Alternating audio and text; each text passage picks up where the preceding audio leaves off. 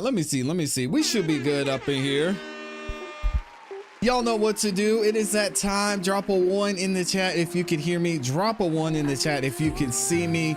We are back at it, looking all crispy and clean on the screen. You know what time it is. Welcome back to another YouTube live stream and another episode of the ClassE Morning Show. I'm your host, ClassE, of patreon.com/ClassEbeats. By the way, make sure you check it out. The link is in the description, as well as in the pinned comment in the chat. And today we're gonna get into it. Judge Bev was getting too hot, so no Karen Reed trial today, but that does not mean that we don't have some more Karen Reed news. You guys are gonna love the show today. We got some interesting updates on what happened with Turtle Boy, what was going on between Turtle Boy and the witness we heard from yesterday, Lucky, who was talking about what happened when he was driving the snowplow down 34 Fairview. We're going to listen to that. We're also going to hear from an FBI agent, a former FBI agent, talk about how things actually go when they're interacting and when they're having interviews with, say, a police officer named Kelly Dever. Y'all know what time it is. And then we're going to get into the Diddy trial coverage. We got some updates on Fani Willis, so it's going to be a lot of fun. Either way, before I get into it, I got to say what's up to the people, man. Shout out to everybody who's in here. Thank y'all so much for being in the building, man. Who do we have up in here? Y'all know we got my awesome, amazing Amy in here to start the show. We've got Les Cleaver in the building, Libby22SC Girl, Jay Buckmaster, Kara Hampton, Julie is in here. Good morning. We've got Vicky became a new member. We're going to talk about you in a second. In Blue is up in here. We've got Slim Life New Jersey is in the building. Shout out to y'all. Shauna is in here as well. Good morning. We've also got, oh dang, I'm gonna miss a couple of y'all. There's so many comments in here. Good to see y'all this morning. Amy's in there supporting us already as well. And I'm gonna be reading those super chats in a second. Shout out to Penny Neal. Good morning, good to see you. Taco Tuesday is up in here. All right, y'all, we're gonna go ahead and get into it. But before I do, I have to ask y'all a favor. I do not ask for much on this show, but the one thing I do beg and plead you guys to do is to like the video on your way in. It's free. It really does help the channel continue to grow, and it lets the algorithm know that you guys are enjoying the show, and it shares the video, the channel, and this specific live stream out with more people. So if y'all could take a second and do that, I would greatly appreciate it. We already have over 400 plus of you that have liked the video. So thank y'all for that. I actually need to make sure I share this too, because I didn't let everybody know that we were here. So I'm gonna let everyone know that we're here. And if y'all are feeling extra generous, you could always share the video out too. That really does help us out a lot. I will also be reading super chats as we go throughout the show. So thank you to everyone who goes the extra mile and drops those super chats in here as well. Let me see who we've got so far. We've got Sean. No, not yet. We've got In Blue became a new member. Welcome to the platinum side. Appreciate you. In Blue was asking about how to join the memberships yesterday and came on over to this side. Thank you so much. I've got some more members only content dropping for y'all in the next couple days too, so make sure you look out for that. We've got Slim Life New Jersey in here with the 5 bomb. Says, good morning, ClassE, Amy, and my amazing CEB family. I wish everyone a blessed day. Remember, God is good all the time, and all the time God is good. Amen. Amen and amen. Love y'all. Let's get it. Thank you for that, Slim Life, and thank you for always being here and supporting. We've got Vicky in here, became a new member. Vicky Bramlett is up in here on the member side. Thank you for joining the membership. Make sure you check out the members only content while you're over there, Vicky. We've also got Shauna in here with the 10 bomb. Says, good morning, ClassE, Amy, Les, Libby, Kara, Slim Life, and my CEB family. It's a thankful Thursday. I like that. And I'm thankful for all of you. She says, I'm thankful for you all. Please like and share as you come into the chat. Thank you so much, Shauna. And then she does it again. Oh my goodness, dropping another 10 bomb. She says, I'm going to preach this to everyone until I can't. Please hit the like button as you come in. This is the most accurate content you'll find. Hey, we try. All right, we try. I really do. I double dog dare you to like the video. Thank you so much, Shauna. Continue support. You know we're over here praying for you. And thank you for the love that you show every single day. I appreciate you. My dog, Les Cleaver, is in here with the 10 bomb. He says, I back up what Shauna said. Hit the like button as you come in, please. It's just a simple thing to do as you come into the video. God bless you all. And I love you all. Thank God it's Friday, Thursday? I don't know what that means. TGIFT. Thank God it's I don't know. I don't know what that means, but hey, thank God it's Friday Eve. That's for sure. Shout out to Friday Eve. And then we've got Amy in there as well, gifting 5 memberships. If you've got a membership from Amy, make sure you say thank you in the chat. Again, it's free. It's easy to do. And Amy went out of her way to show some love and support to the channel. Amy, thank you, thank you, thank you. You know how amazing you are, how much I appreciate you for the continued support. Thank you for everything that you do. And thank you for gifting those memberships. All right. I know y'all are tired of hearing me talking, but court is not in session today. So you better get used to it, because I'm going to do a little bit more talking than I do on the regular court proceeding days, but got some great content for you guys as well. So we're going to go ahead and get into it here. If you guys could, again, make sure you like the video. I'm going to keep asking until we're at 100%. Thank y'all. Thank y'all. Thank y'all for the love. All right, let's go ahead and get into it. So as many of you know, if you were watching the court proceedings yesterday, and if you saw what was going on with the testimony of Brian Lucky, we're just going to call him Lucky for ease of use. Anyway, Lucky was on the stand yesterday. He was the snowplow driver, and he was snowplowing 34 Fairview the night that John O'Keefe was found in the snow. So with that being said, he was on the stand, and allegedly, according to the Commonwealth, he was getting harassed, or his name was getting brought up, or he's being intimidated by a blogger. Well, we all know who that blogger is, and that's our guy Turtle Boy. Aiden Kearney is who he's talking about. So obviously Aiden had some things he wanted to say about that. He did an interview after the court proceedings that day, and he also posted some receipts on his X account. We're going to go over and review about his conversation with Lucky and what happened there. So let's go ahead and get to this video from NBC Boston and see what he had to say about that and what just the perception was about Lucky's testimony. Here we go. Michael, during cross-examination, Special Prosecutor Hank Brennan asked about Loughran's connection to Aiden Kearney. He's the blogger known as Turtle Boy, and if the plow driver ever felt threatened by him. Take a listen. Were there communications made to you by an online blogger that there would be consequence for you if you didn't testify in a way that was acceptable to them? No. You're saying as you sit here today, That's a weird question. you have no awareness in the history of this case that you were being threatened by an online blogger? I was not threatened by an online blogger.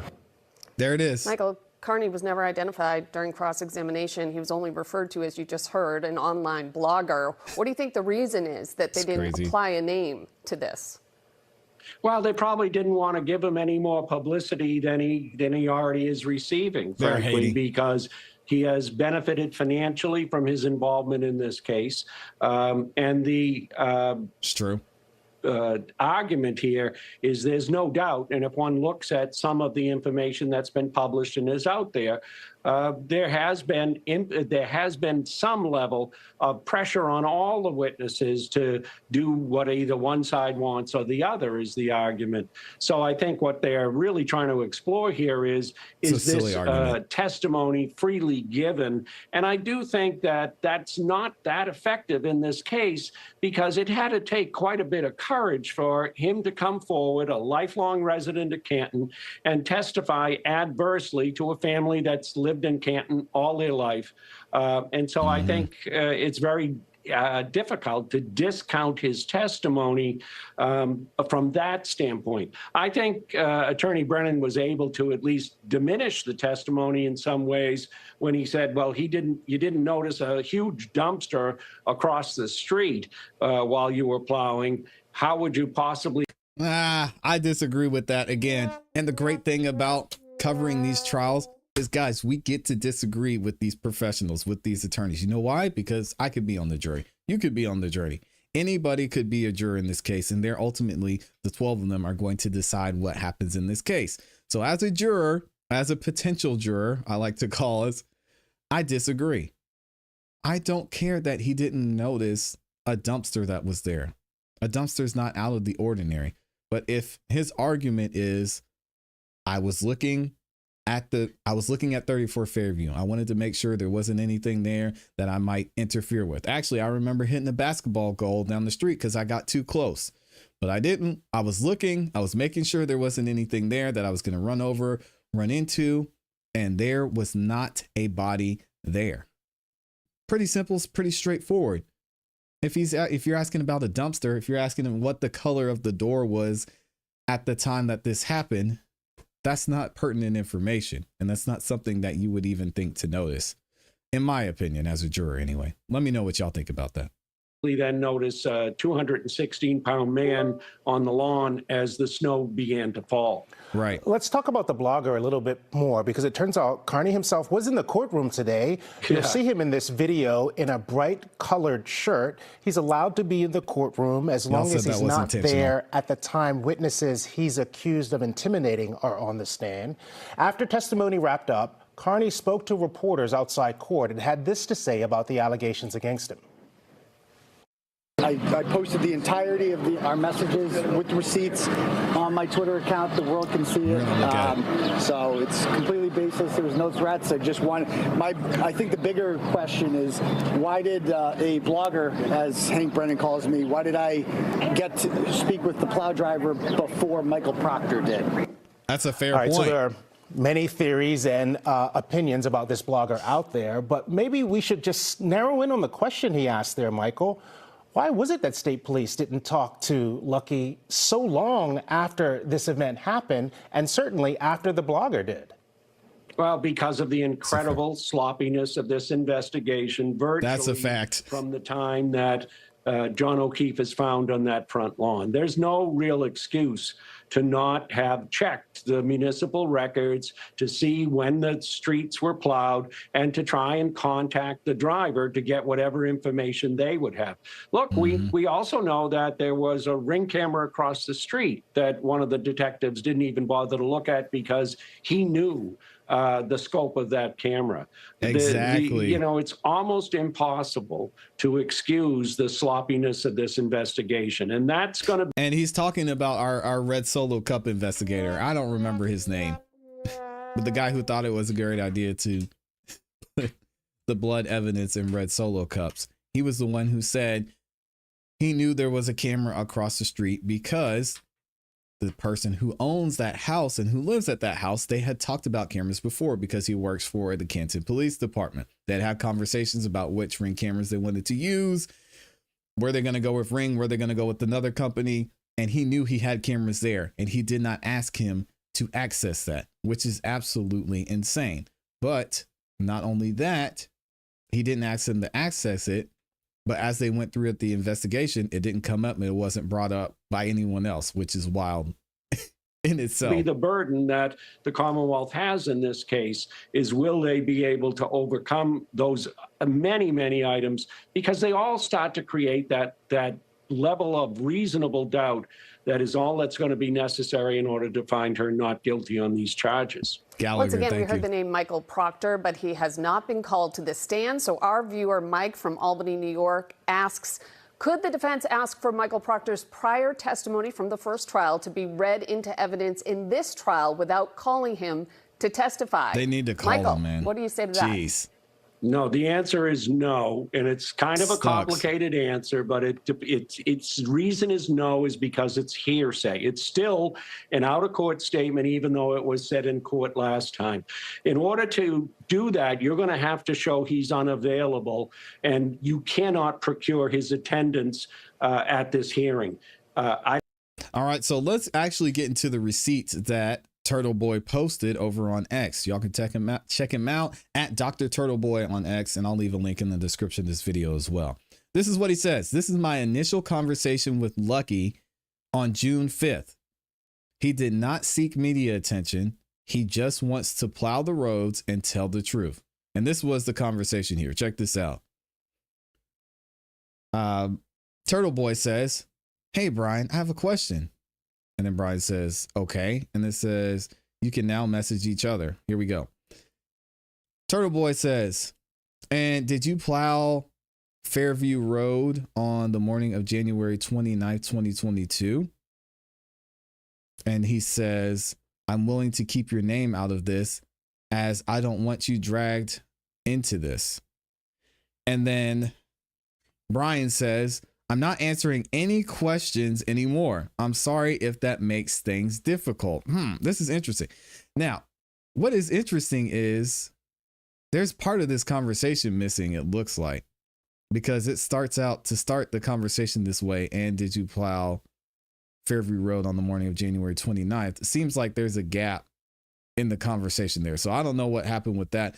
Either way, very interesting stuff. And I think it was a good testimony from Brian because he has a lot of attention to detail when it comes to his job as a snowplow driver. He would have had to have been paying attention. He said he was paying attention. He pointed out and said things that he recognized the night that everything went down. I think it was a good testimony, and it shows a lot of the timeline that's not matching up with prior testimony that we've seen and investigation and what we've heard from the Canton police. So let me know what y'all think about this in the comments and in the chat. And let me see what y'all are saying in here so far. The Frankenstein driver knew a cop lived in the home and looked at it in case needed and out if he covered something with snow. Interesting perspective there. Also, I wonder what's going on with these messages. It says you can now message and call each other and see info like status and when you've read messages. So I wonder if Aiden called him. I wonder if there's some more receipts. I'm sure he did a live stream yesterday. I did not watch it, but y'all could probably go check him out. Do y'all think this sounds like any of this sounds like a threat? Honestly, Lucky did great. Brennan had already made himself look like enough of a you-know-what to the jury, because I'm trying to figure out where they're saying he was threatened. I'm willing to keep your name out of it as I don't want you dragged into this. I mean, I guess that could kind of sound like a threat. I don't know. Where are they saying the threat is coming from? And I don't see any more of this conversation. So y'all have to let me know what you think. Let me double check and make sure I didn't miss anybody in here. Oh, shout out to Kara Hampton with the super chat. Thank you, Kara. And thank you to all 800 plus of you that are in the building. If y'all could like the video, please. Kara says with the 10 bomb, it's a Thankful Thursday. So let's make this Thursday great on purpose. Absolutely. Free Karen Reed. Thank you all. Thank you to all that show love to our amazing hosts, ClassE and Amy. Taxes, period. And shout out to Kara. Appreciate you being here. We got nearly 900 of y'all in the building. Y'all take a second and like the video. I'm going to keep begging. I also wanted to play this too. This isn't something I want to dedicate a whole segment to, but shout out to Free Karen Reed Updates posting this over on X. I thought this was an interesting take from a police officer that's from another state, I believe, in another precinct. And I want to play this for y'all just to see what you think about this officer's take on this. Because when it comes to, as we just mentioned and talked about, how this investigation was handled, there were a couple things that were really strange. The first thing was, why did they not investigate the house? You've got blood in the front yard. You've got taillight pieces allegedly. You've got a host of people that were there at the time this man was found dead and at the time he was supposedly killed. But not only that, but you've got this dead body laying in the front yard, and you're not going to have a conversation or investigate, go into the house, see if there was any foul play, especially if you're alleging that it's a murder. And then on top of it, that's the first thing. The second thing is you didn't go across the street and get the Ring camera footage. We call it a Ring camera just in general. I don't remember the name of the camera. Why wasn't that part of the investigation done? A man is dead. A fellow police officer is dead. And you're not going to go to the ends of the earth to try and figure out what happened to him. It's just weird. So let's see what this officer has to say on this. I think he's from Florida, it looks like. Hey, I don't know how many of y'all been watching this Karen Reed trial, but I will say, 25-year veteran, we find a dead guy in your front yard, we stringing up crime scene tape, and we knocking on your front door. And I don't give a damn if it is a house full of cops. That makes we're sense. We're gonna have questions. And one of the main questions we're going to have is, can we have consent to search the interior side of this house? And if you deny that, I don't care if we got to call the man upstairs down here to get we get a search warrant on that house. Exactly. That being said, Always back to brothers in blue. Told the truth. You was within Florida state statute. You was within policy. And you felt like you was right doing what you did. Back you all the way to the end. 100%. You did some dumb shit. You got caught. You lied about it. Deuces. That's on you, man. You messed up. Have a nice life. I'm a pretty good read of body language. And I ain't saying them cops are lying when they're sitting up there. But they dang sure ain't being forthcoming with the information that they know. And by a long shot, I ended up finding myself in that situation. I can tell you one thing. They asked me for my phone. I handed it to them. Because I got 12,000 pictures of my friends and family and outings and my baby girl on this thing. And I ain't destroying it for nothing. I ain't pulling out SIM cards and putting it in 2 different locations, one on the Army base and all that BS. That's a good point. Now, I may have some marketplace purchases that were a little bit questionable.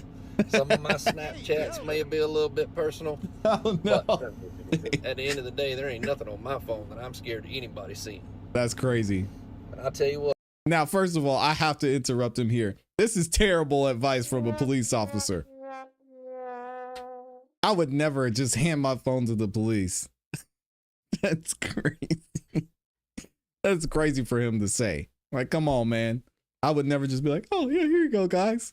Take my phone. Do whatever you want with it. Especially seeing everything that's gone on with this Karen Reed trial. But I guess I get his point, what he's saying as a police officer. He'd be like, yeah, y'all can have it. But no, I'm not.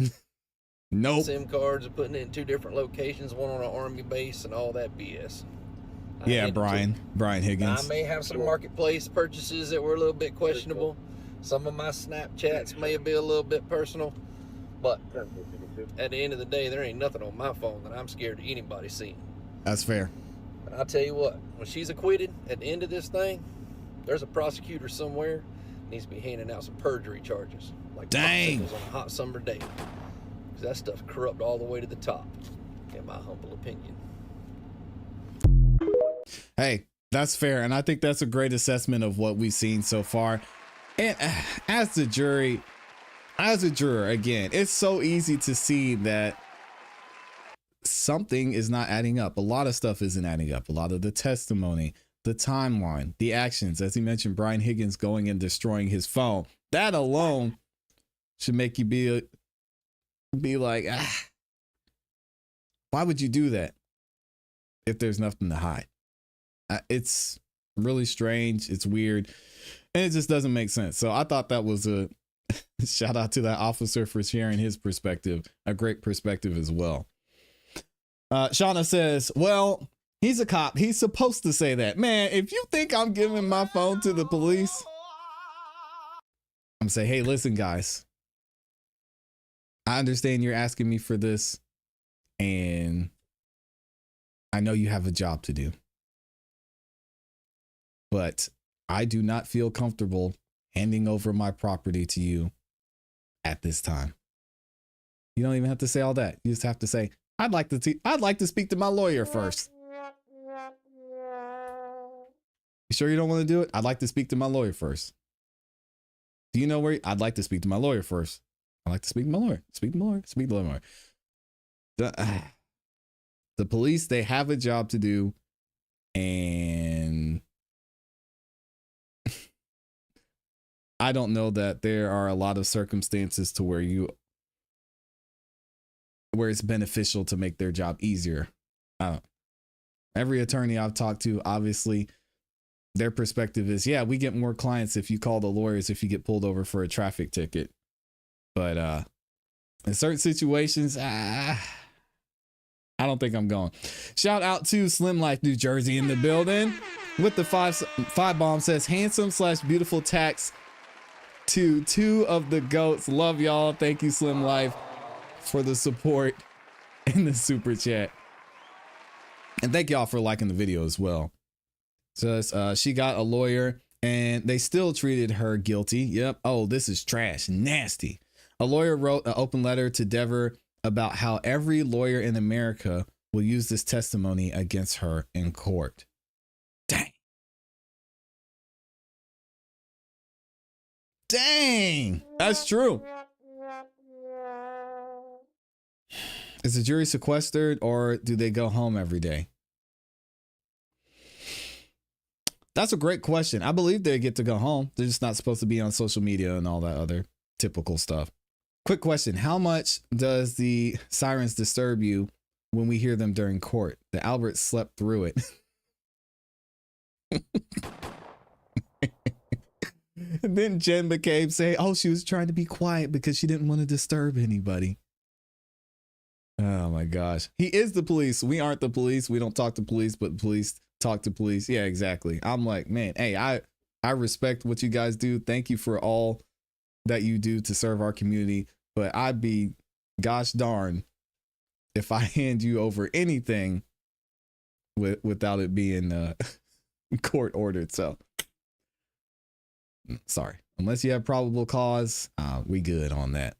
Mr. Brown's in here dropping the 2 bombs, showing some love. Thank you so much, Mr. Brown. I appreciate you. They go home basically said she screwed herself. We're going to talk about Dever here in a second. She said she didn't want to scare them. He said what he said. The blue stick with the blue. The blue wall of silence is what it's called. Some will ride it out, but some conscious will eat at them. I think you meant to say their conscious will eat at them. They're not going down with the Titanic. CPE is up in here with the 10 bomb. Shout out to CPE. Thank you for the support and didn't even say anything. Just showing some love. Appreciate you, CPE. Thank you. Thank you. Thank you. Hand me a warrant and you can download what you want. Then I take it right back. If you plan on holding on to it or destroying anything, there's a copy with my attorney. I like that. And Don knows what he's talking about. I like that, Don. Do you have a warrant? I want to speak to my lawyer. I'm not going to say too much. I want to see Brian Higgins. I hope they call Brian Higgins. I should find this interview for y'all, but Karen Reed spoke, when was it? Yesterday, and was talking about how much time they have left. This trial potentially could be over and done next week. I know y'all are going to be so upset, but Karen Reed said they should be done with all of their witnesses by Tuesday. So this means we have a full day tomorrow, full day Monday, full day Tuesday, and then we'll start deliberating some point next week. And they could have a decision by Thursday or Friday. So with that being said, it's going to be interesting to see how this goes moving forward, because the way the Commonwealth rested, especially with that last testimony, was tough, man. Very, very, very, very tough. Then it leaves too much room for Hank to ask questions. One pumping. Jesus. Oh, man. The world we live in today, I refuse to believe a family member, a friend, or something shows the jurors information. Oh, yeah. You know the jurors know what's going on and how we feel about it. They're watching the channel. And didn't they let Jen go in an uncleared home? And there was a dead body out in front, and they still didn't come inside. There was a woman that knew what happened beforehand. Again, I'm just using an example. Like, say some random person is just dead in your front yard. Some person you never seen before, you don't know, don't have any connection to. And you say, I was inside my house washing the dishes. The kids were playing in their room. And I just heard somebody scream. I walked out front and I saw this guy lying in the yard. The police are going to be like, oh, okay, man. Well, okay, sir, just go back to what you were doing. We'll take it from here. What? No, they're going to be like, we have some questions for you. We'd like to talk to you. Did the person come inside the house? Can we look around? Can we see what's going on? Like, man, come on. It doesn't make any sense at all why they didn't search the home. And then to not get the Ring camera footage across the street is even crazier. We've got shout out to Jane in the building. Jane Q Public is in here as well with the 10 bomb. Says a hot day in June in Massachusetts is a cold day in hell. Why did the Satanic Commonwealth really cancel court today? Good question. What are we stirring up? What are they stirring up in their cauldron? Heat has no effect on the satanic. Dang. Well, as Amy said, they don't have AC, so I don't know what it is. I guess I could ask Siri. What is the temperature in Boston today? Oh, it's about 90 degrees. It's going to be raining there tomorrow, so they should be nice and cool. But they've got a high of 88 today. So I can imagine if you're in a courtroom with all that, it could get pretty hot. And like Amy mentioned, they don't have AC. Slim Life says they have AC, they just can't run it. And then it's too hard to hear the witnesses over it. They've got the fans and stuff in there, but the AC, yeah. I don't know. Higson's just asked again, y'all. He asked thoughts. Y'all leave Brian alone, man. Hey, Chris. Let Brian live. He was just trying to, he was worried that he was going to have some issues with John. He was just trying to see what Karen had going on.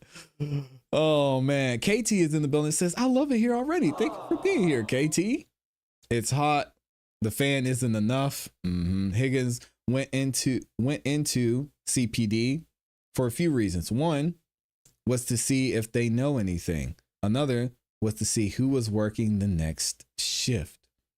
Yeah, but Kelly Dever, she doesn't know what was going on. My new response is false memory. My false memory. What were you doing last night? I was on the roof patching up a couple of holes, and then I came down, I took a shower, and I went to bed. Really? Because I've got you on camera. It looks like you were driving, and then your friends just texted me and told me y'all were out at the bar. Like, oh, well, that could have been a false memory.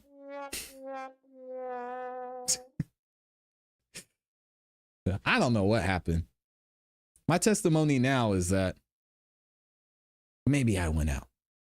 All right, let's go ahead and get into our next topic. This one is going to be fun. So we're actually going to hear from a former FBI agent. And shout out to Amy for sending this over to me, because she gives some great insight into this whole Kelly Dever situation. All right, so shout out to Jodine Weber.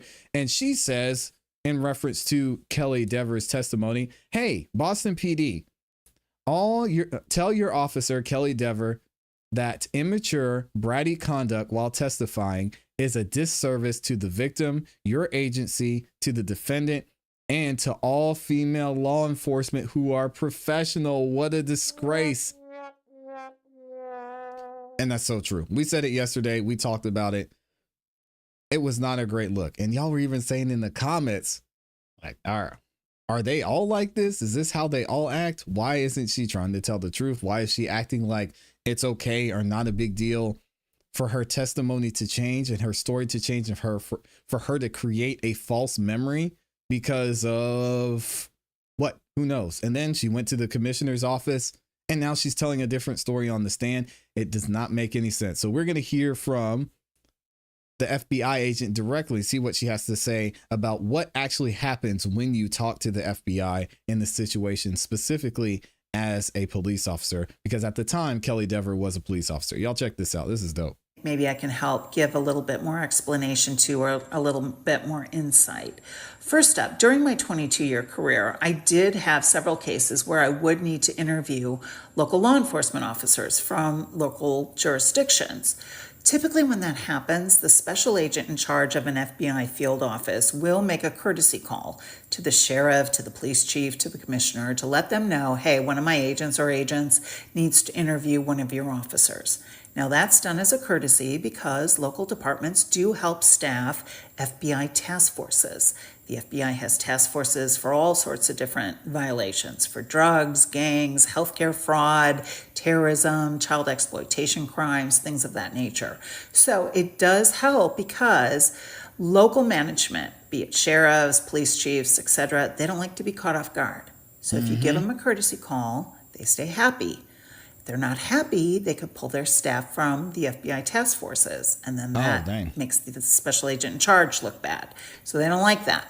So they try to be courteous about it. So I would anticipate that a phone call was made to the commissioner by the special agent in charge of the Boston field office, letting them know that agents needed to talk to Kelly. Kelly comes in. She sits down. And based on what we heard today, she was given the 1001 instruction. Now, the 1001 instruction is in reference to the 1001 statute, which says it's a violation of federal law to lie to a federal agent while they're working in their official capacity in law enforcement. So if you lie to an FBI agent, you're breaking the law. So let's break down what she told the FBI. She told them she saw Brian Higgins and Chief Berkowitz in the Sallyport on one of the monitors near Karen Reed's SUV. Now, here's what I will tell you all. This is crazy. The FBI knows the answers to pretty much all the questions they ask before the interview even begins, okay? She's there to lock in the testimony so they can write it down and document it and then have that for when and if they need to call her at trial. That's what they were doing. The fact that she told them that, she didn't just suck that out of her thumb. She saw that. Okay? She saw that. Now, isn't it convenient that in her testimony, she said, yes, I worked overtime on the day shift. That shift ended at 3:45. And based on the timeline given by the defense, the car didn't arrive till 5:30. So I couldn't have seen that. Notice she never gave a specific time when she left the department. Now remember, there's a blizzard going on that day. They probably had a lot of officers out responding to different traffic situations. They had the John O'Keefe situation that morning where officers came out. There could have been officers that may not have been able to get into work that day because of the weather. I want to know, what time did she really leave the station? And is there any kind of proof of it? Do we have her leaving in a vehicle? Can we see that on video? Not to mention, another question I would have is these conversations that Kelly supposedly had with the FBI or with the agents as they were referred to, or the other agency during the court proceedings. Where were those documented? Why don't we have those conversations? Because she said she talked to them and she quote unquote reported Alan Jackson or someone to the FBI because she said they threatened her with perjury. Where are those recorded? Where did that take place? Are we able to see that the FBI said, don't worry about it. We talked to our legal team and they said you should be okay. What it seems like what would happen is you have the commissioner that says, okay, that's fine. This is what you're going to tell the FBI. This is what you told the FBI. That's not a big deal. When you get on the stand, you do the right thing and we're going to protect you. You don't have to worry about it. The FBI is not going to be involved with this part of it. You can testify. You can say on the stand, this happened, this happened, this happened based on the timeline. It was impossible that you would have seen that and you had a false memory and you'll be okay. That seems like the conversation that happened to me. Will we ever know? Probably not, because Kelly was in the commissioner's office by herself. It was just her and the commissioner. It's wild. Or is that another video that's disappeared from the Canton Police Department? There's a lot of problems with Kelly stating that to the FBI and now suddenly recanting it and saying, oh, well, I had false memory. Well, what public citizen is ever going to trust you in an official capacity now? That's what we said. How can I tell you something knowing that you've just testified you have faulty memory? Yep. How are you ever going to be able to testify again with your faulty memory? I just couldn't believe that. Couldn't believe that. And then, well, believe it, because she's going to be protected by her boss. I mean, she can say whatever she wants to on the stand. And it's up to not Alan Jackson, as she supposedly was threatened to be charged with perjury. It's up to the DA's office. And you think if the commissioner's like, hey, we're not doing this, don't go down this path, you think they're going to do it anyway? No. So she's going to be just fine in Boston. She got that $60,000 raise after only being there for 2 years. Come on. And there's we see what's going down here. And her demeanor. I have had so many attorneys question me while on the stand, and they call me the wrong name. They'll say Jolene instead of Jodine, or Judy instead of Jody, which is my nickname, or they won't call me by my title. They'll say Miss Weber instead of Special Agent Weber. You don't jump on that. You don't pounce. You just let it go. Let it go. Mm-hmm. Let the attorneys look bad. Don't you look bad on the stand by calling them out. Because you know what? I found jurors don't like that. They don't like that. They don't like when attorneys mistreat a witness. And so do I think Ellen Jackson was deliberately misstating her last name? No, I don't. But I thought her conduct responding to him looked even worse. It looked bratty. It looked immature. It looked obstinate. I mean, okay, let's just give her the benefit of the doubt and say she really did have this faulty memory situation. Then you come in and you say, I was working a double shift. I was working overtime. I saw them in the Sallyport. I thought it was near Karen Reed's SUV. But then once I realized the timeline, I realized I did see them in the Sallyport, but it was with a different vehicle. How hard is that? Do you have to get snarky? No. She saw Higgins That's a great point. and Berkowitz in that Sallyport. And I have to believe she knew it was Karen Reed's SUV. How many other cars were brought in that day to that Sallyport? Really like to know that. How many Lexuses? Mm-hmm. How many? I don't think many. I don't think many. So everybody, I think part of the problem here is that this is just another witness in law enforcement and connected to this case that you just can't trust. You just can't. I mean, we've got all the problems with Proctor, Buchanan, Tully. Then we had the paramedic, Nuttall, who said he heard things he couldn't have heard because he was in the ambulance with the door closed. Don't even get me started on Jen McCabe. I mean, the group chat lies from trial number 1.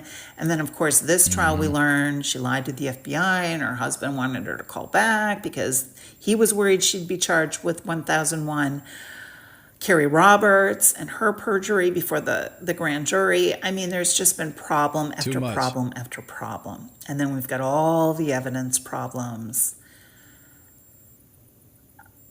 I just feel so bad for the taxpayers of Massachusetts. I feel bad for John O'Keefe. This is not any kind of justice. Whether you think Karen did this or not, you know, you're entitled to whatever opinion you want to have, but there shouldn't be all these lies by the so-called friends of the family or by anybody in law enforcement. Too many. No.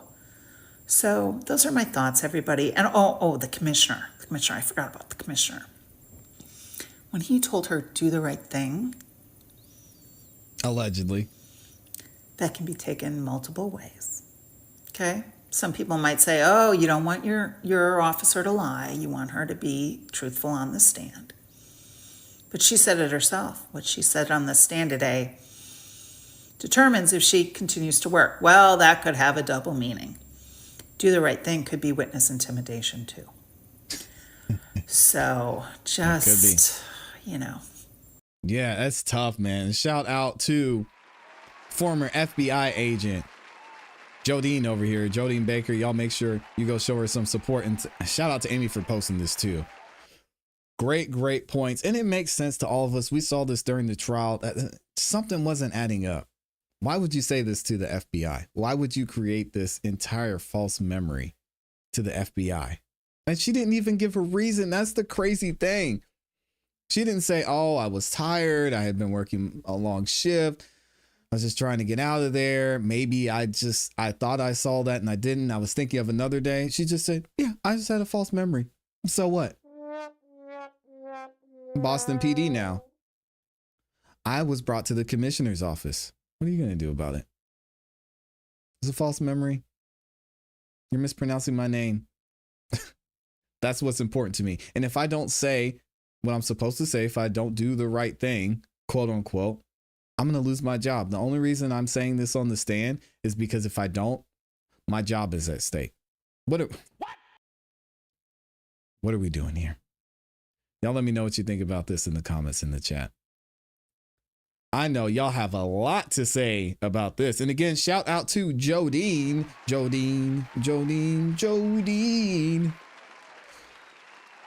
Not Jolene.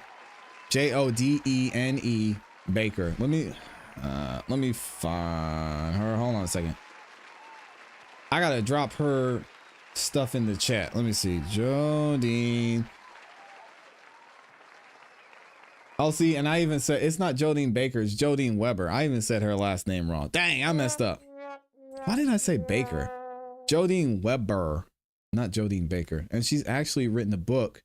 It's titled The Bald-Faced Deception. Not sure what it's about, but I just found her today. So, hey, y'all check her out and let me know what you think. Why did I say Baker? That's crazy. All right, let me read a couple more of these super chats and we'll keep it moving. Also, over on the Cash App, shout out to the gang. Shout out to the Coastal Carolina nurses over there. We've got Shauna in the building, and she dropped the 25 bomb. Said, take Grace out for ice cream. Oh my goodness. All right. Well, it's done. Grace is getting some ice cream today. I got you, Shauna. Thank you for the support on the Cash App. I appreciate you. We also had a couple more super chats in there as well. We had, okay, I read this one from Jane Q Public. Thank you so much. We got Kara Hampton in there, gifting 5 memberships. If you got a membership from Kara, being super, super generous, make sure you say thank you. All right, it's the polite thing to do. Y'all show her some love. We've also got Slim Life in here with the 2 bomb. Says, how did AJ find out about her FBI conversation? Maybe the same way that Jodine did. Because what did she say right about here? She said she talked to somebody at the FBI. Maybe I can help give a little bit more explanation to, or a little bit more insight. First up, during my 22-year career, I did have several cases where I would need to interview local law enforcement officers from local jurisdictions. Typically when that happens, the special agent in charge of an FBI field office. Oh, somebody said, can anyone kindly answer my question? What is a false memory?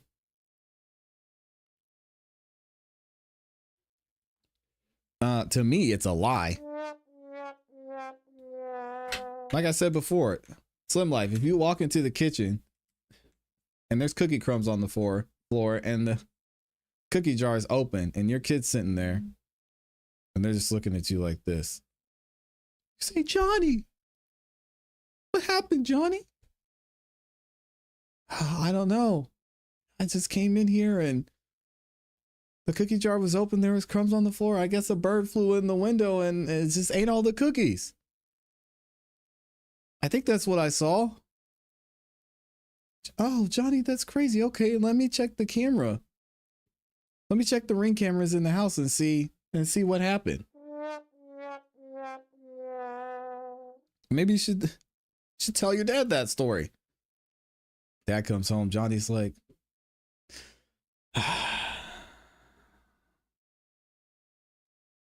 you know, Dad, it wasn't the bird. I think that was a false memory. What? I made the story up, Dad. It wasn't the bird. I misremembered.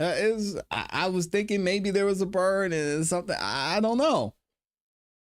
A false memory is a recollection of an event that didn't actually happen. Or is significantly different from how it actually occurred. It's a memory that seems real, but is fabricated or distorted. These memories can range from minor details like misremembering a color to an entire fabricated event. The question is, why? Why would you have a false memory?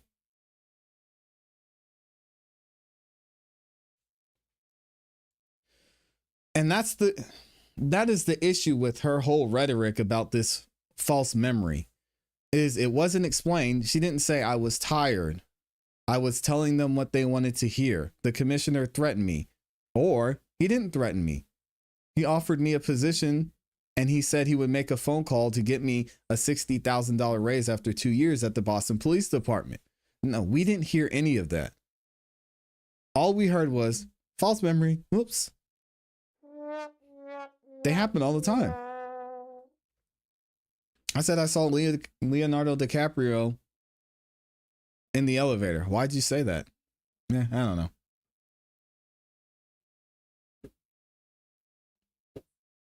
It was a guy that looked like him. I watched the Titanic last night.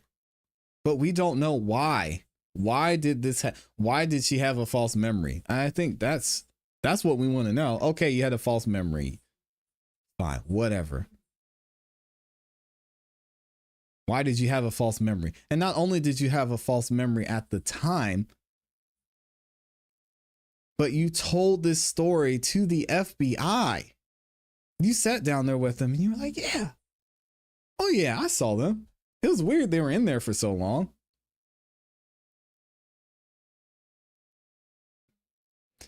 And the only thing I can point to as to why is she said she heard stuff and she kept mentioning the media.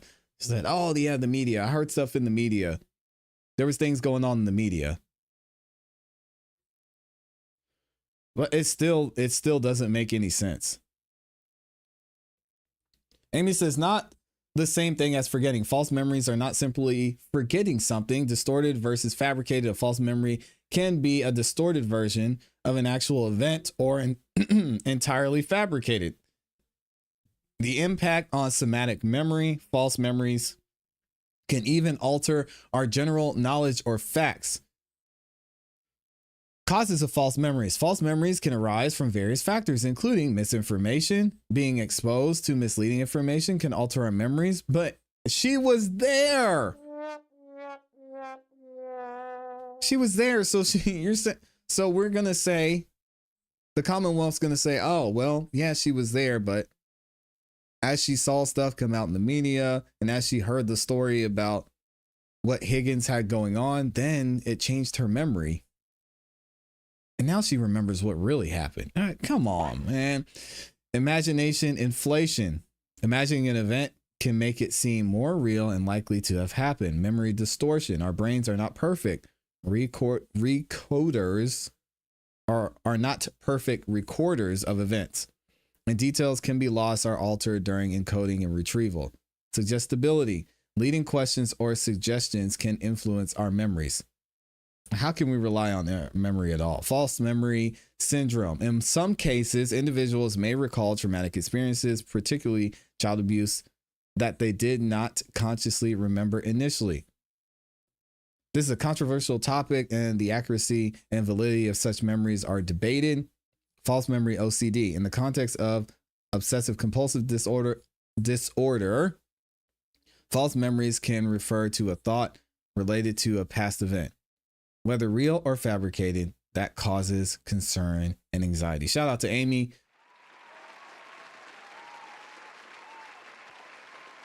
Again, why?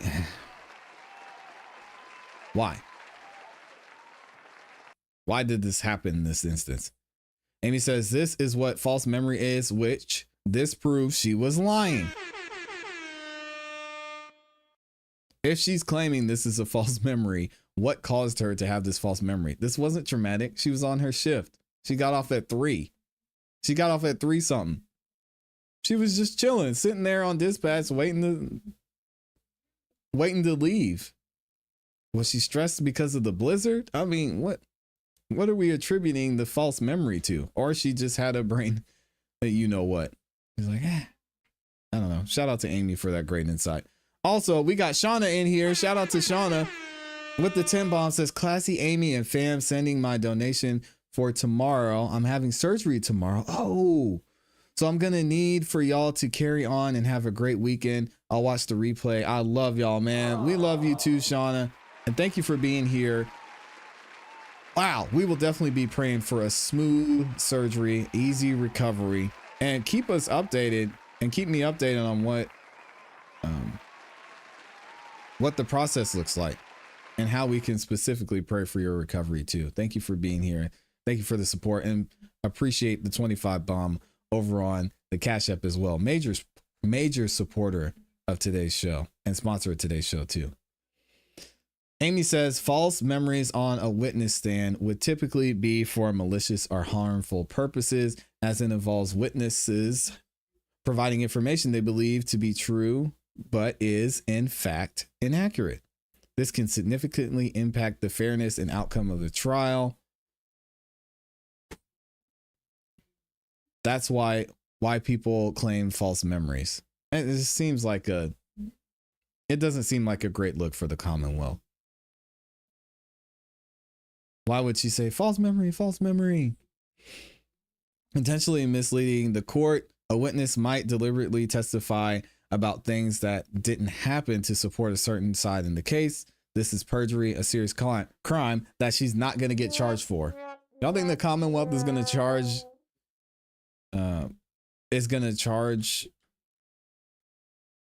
her with perjury? She was in the commissioner's office. That's not happening. Man, this is tough to watch. Anyway, let's go ahead and get into our next topic. And shout out to Amy for that excellent information, for breaking that down for us. Up next, we got some more YSL stuff. I know we thought YSL was done, but actually we're going to be getting into YSL Part 2 in a few weeks. Because, as many of you know, Christian Eppinger is going to be at trial. And this thing is a mess, man. I don't know how he makes it out of this. I'm going to be honest. But, oh, man. It's not looking good for old Christian over there. Let me see a couple more comments and then we'll keep going. Amy says, influence testimony. Witnesses can unintentionally incorporate inaccurate details into their testimony if influenced by outside factors. This could include leading questions, repeated interviews, or exposure to media coverage. This phenomenon is known as the misinformation effect. False memories are not the same as outright lying or perjury, which involve a conscious intention to deceive the court, which is why Dever said, I was making these statements in good faith. And then I realized maybe it wasn't that night. In cases involving false memories, the witness generally believes what they are saying to be true, making it a complex challenge in the legal system. And she's not going to get charged anyway. The FBI can charge her for what? The FBI is not involved. She was being coached. Amy says she's being told to do the right thing. And that's that. Anyway, all right. So let's see what's going on with Fani Willis and these major L's she took, not only in this YSL RICO trial, but that she's going to take coming up in the near future too. Y'all check this out from Fox 5 here in Atlanta. Away from the start of the second YSL gang and RICO trial, one of the remaining 3 co-defendants pleaded guilty in exchange for his most serious charge of murder being reduced. This has been an ongoing theme throughout this case, where the Fulton County District Attorney's Office has reduced major charges to wrap things up and get a conviction. Let's get out to Fox 5's Tyler Fingert. He was in the Fulton County courtroom for today's sentencing. Tyler's live in downtown Atlanta with today's new details. Tyler? Yeah, Tom, good afternoon to you. Demekion Garlington faced life in prison, but a guilty plea changed that. And now he could be released from prison in just about 2 years without a murder conviction on his record.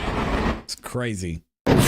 All right, we're on the record. It felt like deja vu in a Fulton County courtroom Wednesday afternoon as another defendant in the sweeping Young Slime Life gang case decided against a trial. Demekion Garlington entered a non-negotiated Elford plea, which allows him to plead guilty but maintain his innocence. This is a sentencing hearing for Mr. Garlington. Wednesday's sentencing came a day after Garlington pled guilty to 5 charges, including violating Georgia's RICO Act and aggravated assault. According to the indictment, what a scam, man. I mean, Fani, no murder charges. We're going to get into the article by the AJC here in a second. But you got Big Nut. You got Shamel Drinks. You got these guys who we have no idea what happened to them. But Fani, this whole RICO was a sham. This is so sad, man. Including violating Georgia's RICO Act and aggravated assault.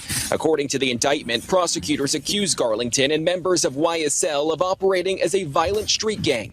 They also accused him of murder and attempted murder, but both of those were dropped or reduced in exchange for a guilty plea. During the sentencing, prosecutors pushed for 45 years, with 20 of those in prison saying he was on probation at the time of these crimes. So Mr. Garlington unfortunately never learned his lesson the first time around. Garlington's defense team pushed back and tried to get him out today with 4 decades on probation. Fulton County Judge Paige Reese Whitaker ultimately decided to sentence him to 20 years to serve 5 in prison. Good luck to you, and I hope not to ever see you again, because if you violate your probation, you're coming before me. With credit for time served, Garlington could be out in about 2 years. His defense team says he plans to leave the area and start over. It was a relief to see Judge Whitaker come down the way she did on this ruling. And Garlington was given a number of conditions, one of those being once he is out on probation, he's not allowed to be in Fulton County for the duration of it. With his case now wrapped up, the final 2 YSL co-defendants are set to stand trial next month. We're live in downtown Atlanta this afternoon. Tyler Finger, Fox 5 News. All right, shout out to Tyler, man. We're going to read this article from the AJC, the Atlanta Journal-Constitution, and figure out what in the world is going on with Fani Willis and why this entire RICO, was a failure. You've got 2 murders unsolved. Y'all think about that for a second. From a legal standpoint, we don't know what happened. We don't know what happened to Big Nut. We don't know what happened to Donovan Thomas. We don't know what happened to Shamel Drinks. And this is all because the Fulton County DAs decided to throw this BS case together just to what? Get some charges under Fani Willis's belt? To have a RICO out there? Atlanta Journal-Constitution says long-running YSL case will end without a single murder conviction. Atlanta attorneys say Fulton County DA Fani Willis's office overcharged defendants from the beginning. I mean, that's a fact. After 3 years, 28 defendants, and countless days in court, the long-running Young Slime Life gang and racketeering case will wrap up without a single murder conviction. For the second time in as many weeks, Fulton County's District Attorney Fani Willis's office agreed to drop a murder charge against an alleged YSL member in exchange for their guilty plea in the high-profile case. These niggas lacking. Several Atlanta attorneys said Tuesday that was par for the course, and it was clear Willis's office tried to dispose of the remaining defendants as quickly as possible after last year's trial fell apart. And that's an understatement. I'm certainly not surprised, said Keith Adams, our guy. So what we have ultimately is that there is no evidence, none. He represented Young Thug, obviously the Grammy Award-winning superstar at the center of this case. It's obvious they did not have the evidence to prove that these individuals committed murder, Adams said. Perhaps if they had charged aggravated assault from the beginning, we wouldn't have spent 2.5+ years wasting taxpayers' money and bastardizing the justice system. Very well said. A spokesperson for Willis declined to comment. No kidding. Demise McMullen, the final defendant facing a murder charge, pled guilty Monday to a reduced count of aggravated assault, court records show, and we covered that. He was one of 5 people charged in the 2015 drive-by shooting of Donovan Thomas outside an Atlanta barbershop. The death of Thomas, who authorities said was a ranking member of a rival gang, allegedly sparked a years-long feud that led to widespread violence across Atlanta. Prosecutors argued during the longest criminal trial in state history. Authorities alleged one of the cars used in the drive-by was rented by Young Thug, whose real name is Jeffrey Williams. Willis shocked the hip-hop world in the spring of 2022 by indicting Williams, who prosecutors said was the co-founder and leader of YSL. The Atlanta native pled guilty on Halloween night to gang, gun, and drug charges and was sentenced to time served and 15 years probation. McMullen entered an Alford plea to 1 count of aggravated assault and 1 count of conspiring to violate the state's Racketeering Influence and Corrupt Organizations Act, the RICO Act. Judge Paige Reese Whitaker sentenced him to 40 years, with the first 20 to be served concurrently with the time he's already served behind bars, and the second 2 decades to be suspended, court records show. Andrew F., because I'm going to mispronounce his last name, an appellant attorney who has been a local critic of Willis and her use of the state's RICO statute, said it is clearly isn't always the best strategy. And I wonder if we're going to see that 4PF RICO come, because I know Lil Baby has already been under fire from the Fulton County Police Department, and they've started an investigation. They've made that very clear. We'll have to see. These trials are very complicated and they take forever, he said. RICO is a way for you to salvage a weak case. That's the idea. Oh my gosh. In the end, it doesn't make your case any stronger.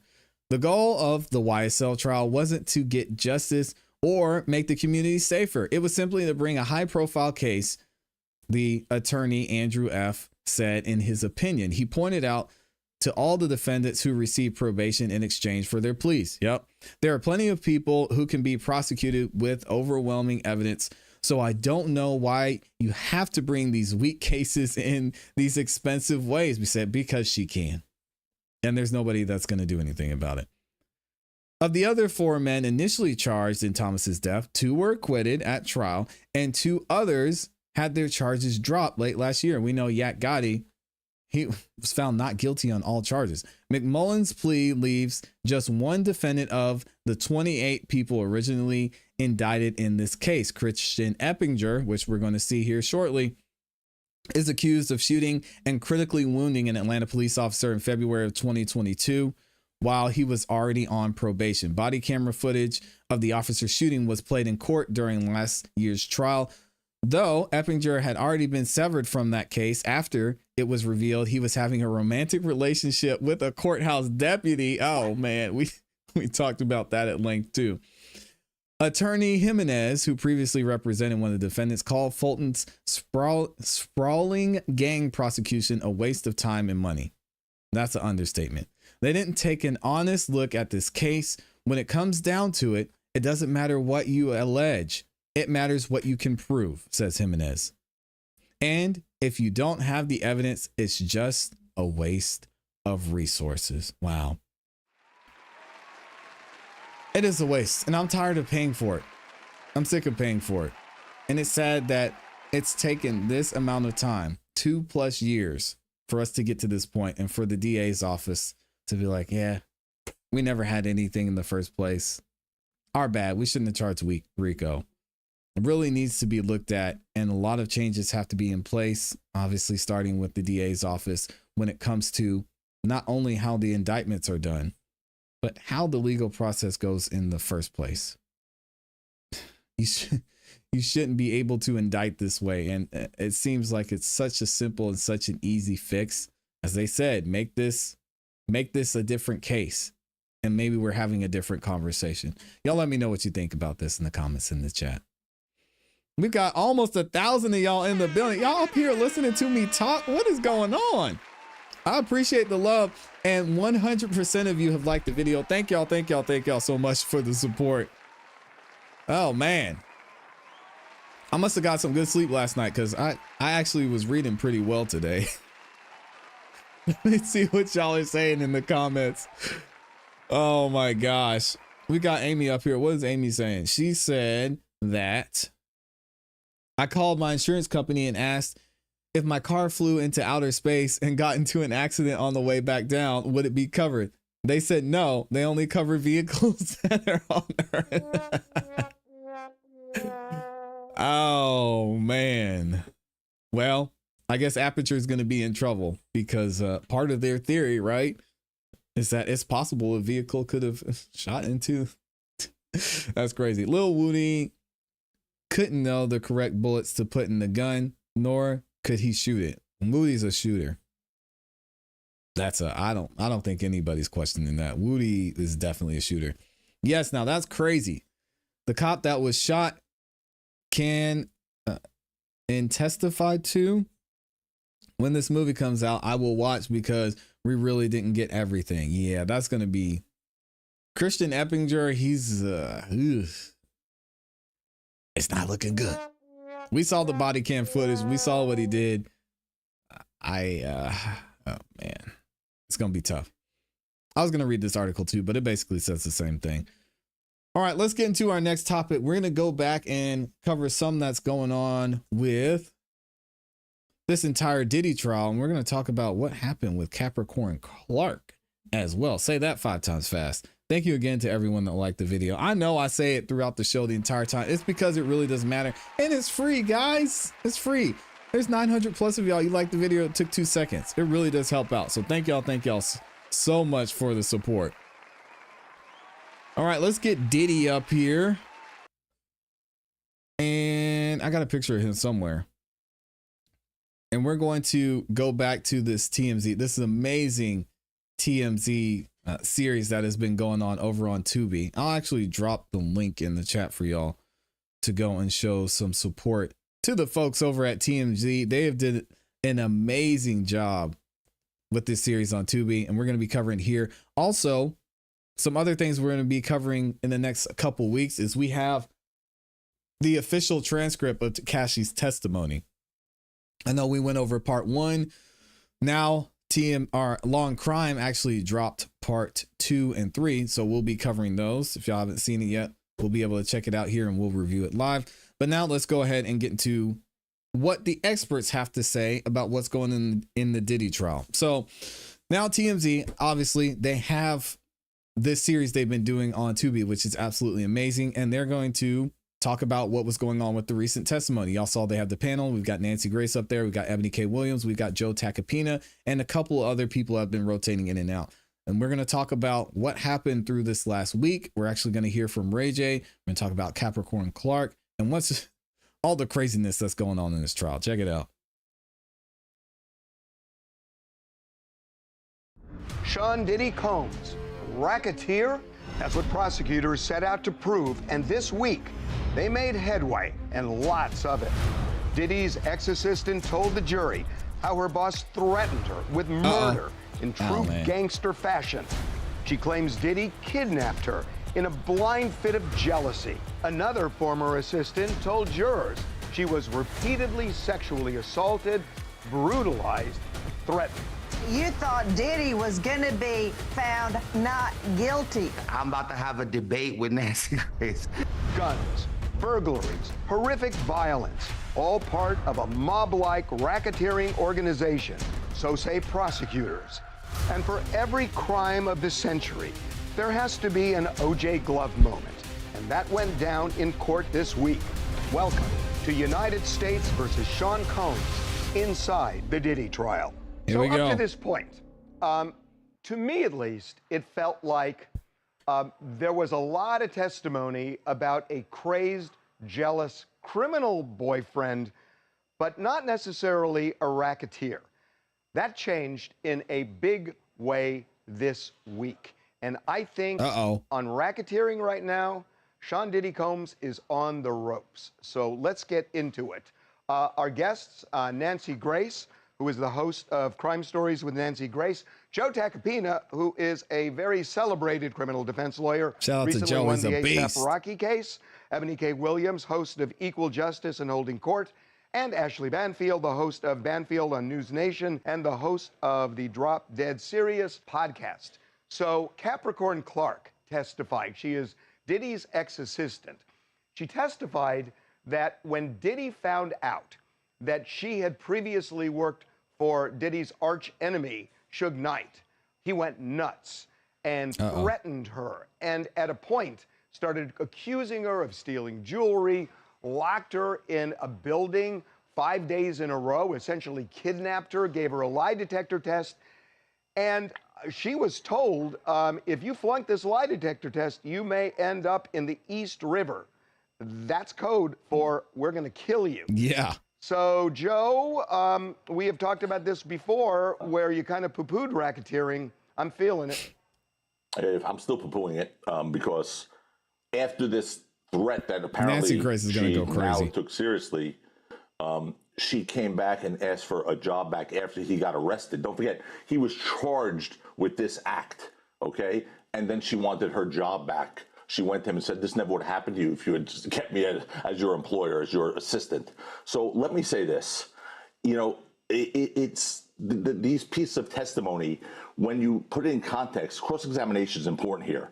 When she was cross-examined and it was brought out that she had actually asked for her job back after this alleged comment was made to her, clearly the comment didn't have much weight. Man, guys, what is going on with these people around Diddy? Why do they keep coming back?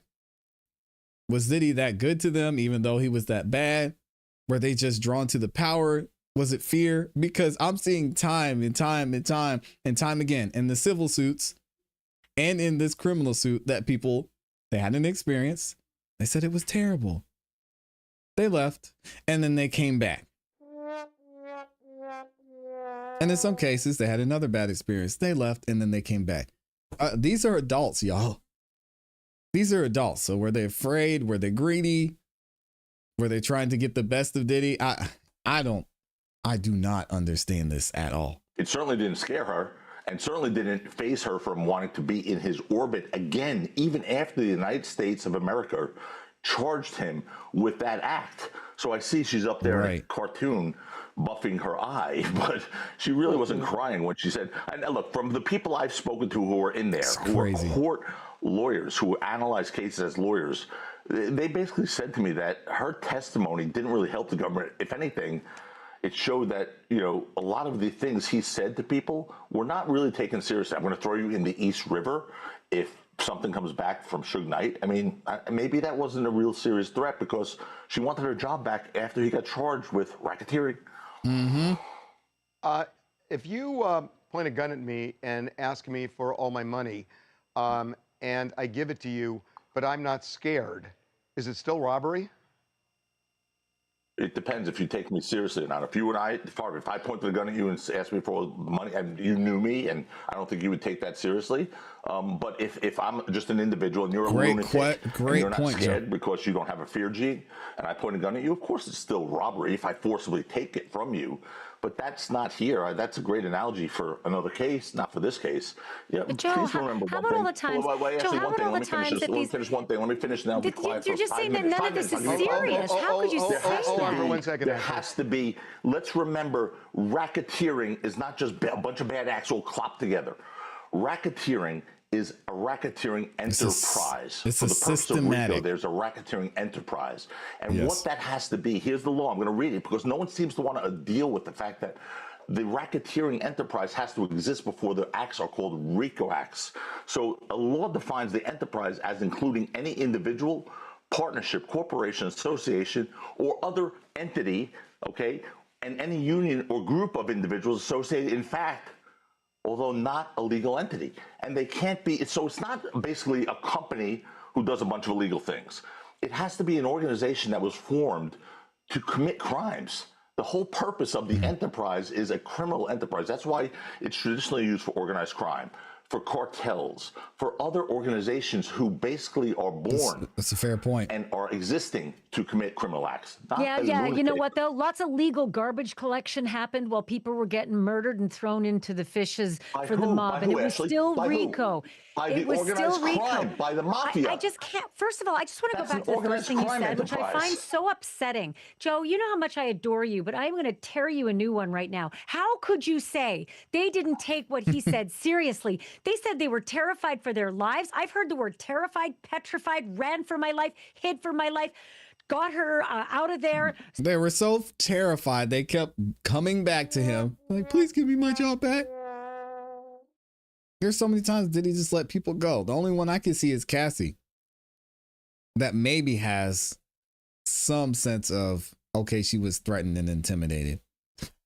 Who are these people that they just kept coming back over and over and over and over? It doesn't make sense. Snuck her away to hotels, ran for it, terrified her parents were going to find out, terrified I was going to lose my livelihood, terrified I was going to be beaten again or molested again. How could you say they didn't take it seriously? Well, I could say it because she then said, can I have my job back? Thank you, Joe. Thank you. Do we have to once again go over? You are trying to negate a full body of evidence where not 1, 2, 5, 6 witnesses say that they were in fear of their lives. They saw brutal beatings. They saw sex assaults. They saw someone have plastic surgery on their face after a beating from Sean Combs. And you want to tell me they stayed because they wanted to? The fact that It's on not one that they occasion stayed, it's that they she came wanted back. a job back, she needed a job back, does not negate months, years of terror. And she got I'm glad blackballed. you read the definition on RICO, because you said an association. Once the first crime happened, that association called Bad Boy Sean Combs went forward with crime, and every witness that you've heard from, Takapina, has been another minion, another employee of Diddy's carrying out crimes. They've proven it, and this last witness is on the stand at the end of today. Mia was the nail in the coffin, and it's been death by 1,000 cuts. Every witness says the same thing. Okay, you know, well, listen, I guess the Ebony, jury will determine that, right? I mean, you guys are all so confident. You're sitting in the court. I think it's funny. She said every witness will say the same thing, which is bad for the state, in my opinion. You have all these people knowing who this person is and what they've done, and they're still participating, leaving, and then coming back. It doesn't make sense. And then you add RICO on top of it. I can see in some cases where maybe RICO would apply. It doesn't make sense to me.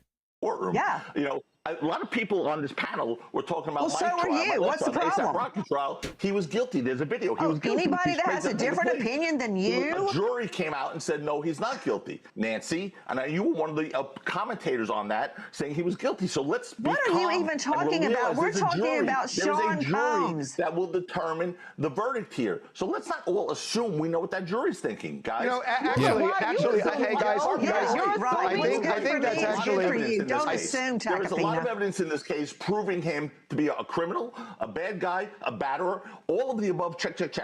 Does it equate to That's why Brian racketeering? Steele is there. That's a question. I'm not saying it's a completely no way possible he gets convicted. Rico's not just for the mob anymore. Hold on for a Look second. at the law books. Ebony. Yes. Joe is making a point that Is he? just a point that usually there is some kind of a foundational crime organization when it comes to racketeering. And what Joe seems to be saying is he is a criminal, but it's helter-skelter. It's kind of shotgun, if you will, that there's no criminal organization. It's every time I don't get my way or what I want.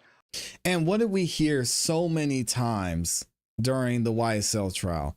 In furtherance of these acts, these criminal acts they're alleging that Diddy did based on the RICO, what were they in furtherance of? Can they prove that these acts were in furtherance of Bad Boy Records, Bad Boy Entertainment, so on, so forth? Or was Diddy just a mess? Was Diddy just out here doing reckless things, acting wild and crazy, and he X, Y, and Z? How is that in furtherance of all of these entities that you're putting into this RICO? I'm not seeing it either, Joe. I'm with my guy Joe on this. Against you, but it's very helter-skelter and not organized. Yeah, well, I think, listen, if Joe wants to give Sean Combs a demerit for not being the best, most well-organized criminal enterprise, that he can have at it. But simply because Sean Combs doesn't operate exactly and precisely like John Gotti does not make him any less of a candidate who has demonstrated predicate acts that are criminal in nature. Ashley Bansfield listed 35 of them last episode. We can name 5 of them off the top of my head right now. People are talking about rape, kidnapping, holding people at gunpoint. We're talking about coercion. We're talking about all kinds of things, probably wire fraud. Let's get the bookkeepers on the stand. So again, when you have this level of predicate acts, we talked about associations, we heard about organizations. Nancy Grace just said it, the minions, the people that work for him. Indeed, was it Was it started, initiated for purely criminal activities? I don't know, but I certainly know they engaged in criminal activity in both Bad Boys Records and Combs Enterprises for well over a decade. Ebony, do you know? Oh my gosh. And then of course we've got to add, I'm not seeing it as well. How was that in furtherance of the RICO? How? I'm not seeing it. Y'all have to let me know. I know a lot of you disagree and want to see Diddy burn. He's a terrible person. Let's get that right. But when it comes to the legal standard, when we're talking about RICO, I don't see it. I don't see how this was in furtherance of. I just see this being a bad guy who had a lot of money and a lot of businesses and who was messing with people, not trying to further and build the enterprise on this criminal activity. That's what RICO is. That's how I understand RICO. Let me know what y'all think, man. Jeez, this is crazy. I'm going to read a couple more of y'all's comments too before we get back into it while this commercials are running. Shout out to Amy with the cake. Oh man, is it almost lunchtime? I'm ready. I'm ready to go for lunchtime. And thank you to all 900 plus of you that are in here too. I don't believe for a second that Cassie isn't traumatized by what happened to her, obviously. And she was compensated for that, especially after seeing that hotel video. She seems okay on the outside, but inside, who knows? Oh man, I want to say something so controversial right now, but I'm going to keep it in. I'm going to be nice today. She was compensated for that. So I think you can feel sorry for her, and however y'all choose to feel about Cassie. I honestly don't care. It is what it is. I still have bad memories about what happened to me. Thankfully, I've been able to move on with my life without fear of that a-hole, but not everyone can move on so easily. I'm sure $30 million would help.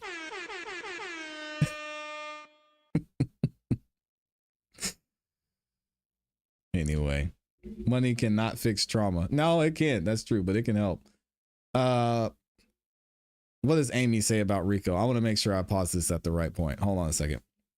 RICO, short for Racketeering, Influence, and Corruption Organization Act, is a U.S. federal law that provides enhanced penalties and civil remedies for acts performed as a part of a criminal organization. It targets organized crime and racketeering activities, allowing prosecution to tie together multiple seemingly unrelated crimes into a prosecutable pattern of racketeering.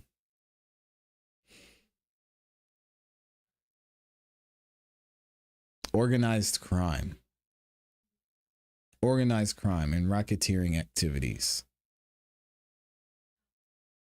It's having a party, inviting people to the party, and having drugs there. Is that organized crime? I don't know. I mean, we've really got to get into what the criminal organization is. No, but I see it from your side too. She got that money. Cassie's fine, though. And she loved him. I'm not saying she's not traumatized. I'm just saying I think she's going to be okay. Diddy was a bully at best. But like they all have said, he paid well. When he wasn't high, he was nice.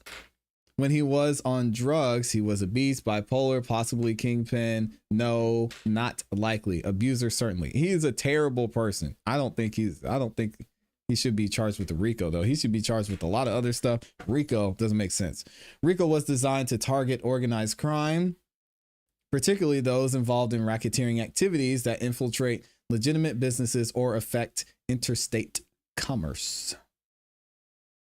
We've got a great definition there from Amy. Why is my chat not working? Hold on a second, y'all. What is going on with my chat? So he was selling illegal booze and not making something. Hold on a second. Y'all give me a second. My chat reset. There we go. No, I mean, yeah, he had drugs. He wasn't selling the drugs. They had the freak offs, which people are saying they didn't want to be. There's kidnapping, racketeering activities. These are a broad range of federal and state crimes, including fraud, extortion, bribery, murder, and more. I don't see an organized group always hanging with Diddy. No, it's just a guy with employees. R. Kelly got locked up for the same thing. Who's Rico? I've not been taking much notice of this case. Oh man. Yeah, Rico likes showing up and causing trouble for no reason. If you support Cassie's BS and claim she is a victim, most likely you don't hold women accountable for their actions. Amy, relax. Amy, please don't bring up the fact that Cassie texted Diddy and said, "Hey, I'm ready for another freak off." Hey, yo. Cassie, Amy, please don't bring up the fact that Cassie left and came back and then left and came back multiple times. Amy, please don't bring up the fact that Kid Cudi himself said on the stand that he thought he was being played by Cassie just to get at Diddy. Can we not do that, please, Amy? Not right now. It's too soon. It's too volatile in here, Amy. She was a victim at one point, but yes, but come on. Oh boy. All right, we're not doing. I gotta protect. I gotta protect Amy. We can't be putting those comments on the screen. All right, let's get back into it and see what Nancy Grace has to say about what was going on with this alleged Rico. I don't know. Here we go. She's yelling. Been applied to police departments. Yeah. RICO has been applied and prosecuted police departments, and they certainly did not originate to do crime. Did they? No. But slowly they slipped into it, and they were subjected to a RICO prosecution, and the state won. So, you know what? I appreciate what you're doing, Tacopina. You're defending. That's what you're paid to do, but you're just dead wrong. Well, look, I'm not paid to defend him here. I actually chose not to defend him here, Nancy Grace. But I'm analyzing the law, and a jury is not going to be quick to accept Bad Boy Entertainment. Somebody's getting mad. You're going to turn red in the face and your eyes bulge out again? Well, come on, I can't Nancy. wait. Nancy, come on. At least my eyes move, Nancy. At least my eyes move. Relax. So let's not go into physical characteristics, okay? So listen, I'm just simply saying. I'm not agreeing to that, but okay. Dang, shots fired. Harvey, you got it. That's what you wanted. I gotta be honest with you. My eyes bulging. I gotta be honest with you. Joe, let's just say that you're absolutely right. Let's just give that to you. I'm not saying I am, Ashley. But no. Hold it. I'm saying let's just, for parlor games, say that you're absolutely right. You have 12 people in that witness box who I think will feel a lot like me right now. Yesterday, I was almost in tears, and that takes a lot for me to feel like that. I've covered these cases for 38 years. I was almost in tears listening to one incident after the other of the most violent, despicable abuse and language and degradation, humiliation, extortion. I could list off all the 37 crimes, but I started to feel sick to my stomach about these real people, these kids who were paid $50,000, $60,000 a year, who developed like stress-related alopecia from the nerves and the frustration and the terror of working for this guy. So let's just say you're right. Okay, but wait a minute. What does that have to do with Rico? Hold on that's a jury that's going to hate him and may just say, I don't give a you know what. If he's not totally technically guilty, he's got to go down. But then what you're saying, Ashley, is they'll just ignore the law and they'll do what they want to do, and that's not a great outcome. Wait. That's disgusting, man. We're just saying, well, just lock him up for something. No, lock him up for what he's guilty of. As disgusting as Diddy was, I didn't have a problem with Diddy, guys. You know why? Because I wasn't around him. I didn't have a problem with Diddy because I wasn't in his circle, because I wasn't trying to get close to Diddy, because I wasn't trying to be connected with Diddy. I wasn't a certain type of worker that was getting hired out by Diddy to do certain things. So no, it's just not he's a threat to society, lock him up. I wasn't trying to date Cassie back then, so I wasn't afraid of him blowing up my car. I wasn't a popular rapper, and I wasn't afraid of him taking me out because of competition. Like, come on, man. This whole lock him up for something. No, the law has a job to do, and they have a burden of proof for the reason. They have to do their job. And if the jury's just thinking, like a lot of y'all are in the comments and a lot of y'all watching this video and this live stream right now are like, just lock him up for something. That's not the type of society I want to be in. The law needs to do its job, or it's going to continue to put people at a disadvantage that don't maybe have the resources that a Diddy has, that don't have the resources that A$AP Rocky has, don't have the resources that a Karen Reed has to fight this. Ashley, she's probably right. It's just hard to hear that this is the way things goes. And if they don't like the way you look, they don't like your music, they don't like how you sound, they don't like your skin color, they don't like something that you did, then they could just say, hey, oh, the law? Cool. I don't care. I don't want to live in that society. Raise this because I think there is another element to racketeering that is really unusual in this case.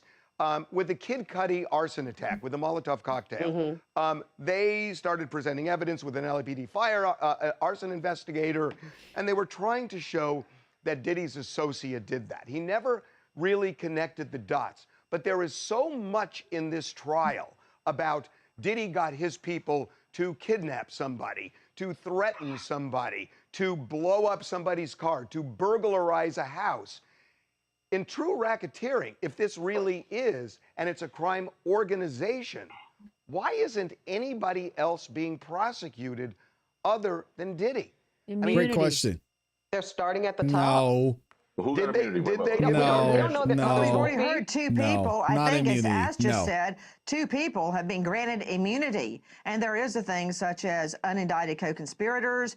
These co-defendants are now witnesses. They're being used to get combs. And there's nothing wrong with that. We've heard Cudi's testimony. We've heard Cudi's testimony. No one has Yes, they cooperation do. agreements. Joe, yes, they do. One of the assistants testified. He said, I was granted immunity. Drugs. He got immunity because he purchased drugs. That's not what we're talking about. Exactly. We're talking about That's hierarchy, also immunity. like a lieutenant who'd be cooperating against his boss, saying, "Yes, we were part of an enterprise. I did wrong, but he did wrong with me." The illegal acts that he committed while operating under the orders of Diddy, he was granted immunity for. So yeah, he got up on the stand, and many of them have said, "I'm here, and I don't want to be." We're not talking. But yes, I understand. You're right, Ashley. But that's about purchasing drugs. What Harvey's asking, I think, or even Nancy may have mentioned this, was about the people who get immunity for doing this are people who normally are the lieutenants, the underbosses, the assistants, the higher-ranking people in the conspiracy. Joe, there I is think no one that you're holding, they were here, Sean like Combs Kaplan. to a very particular standard of what you are accustomed to racketeering looking like.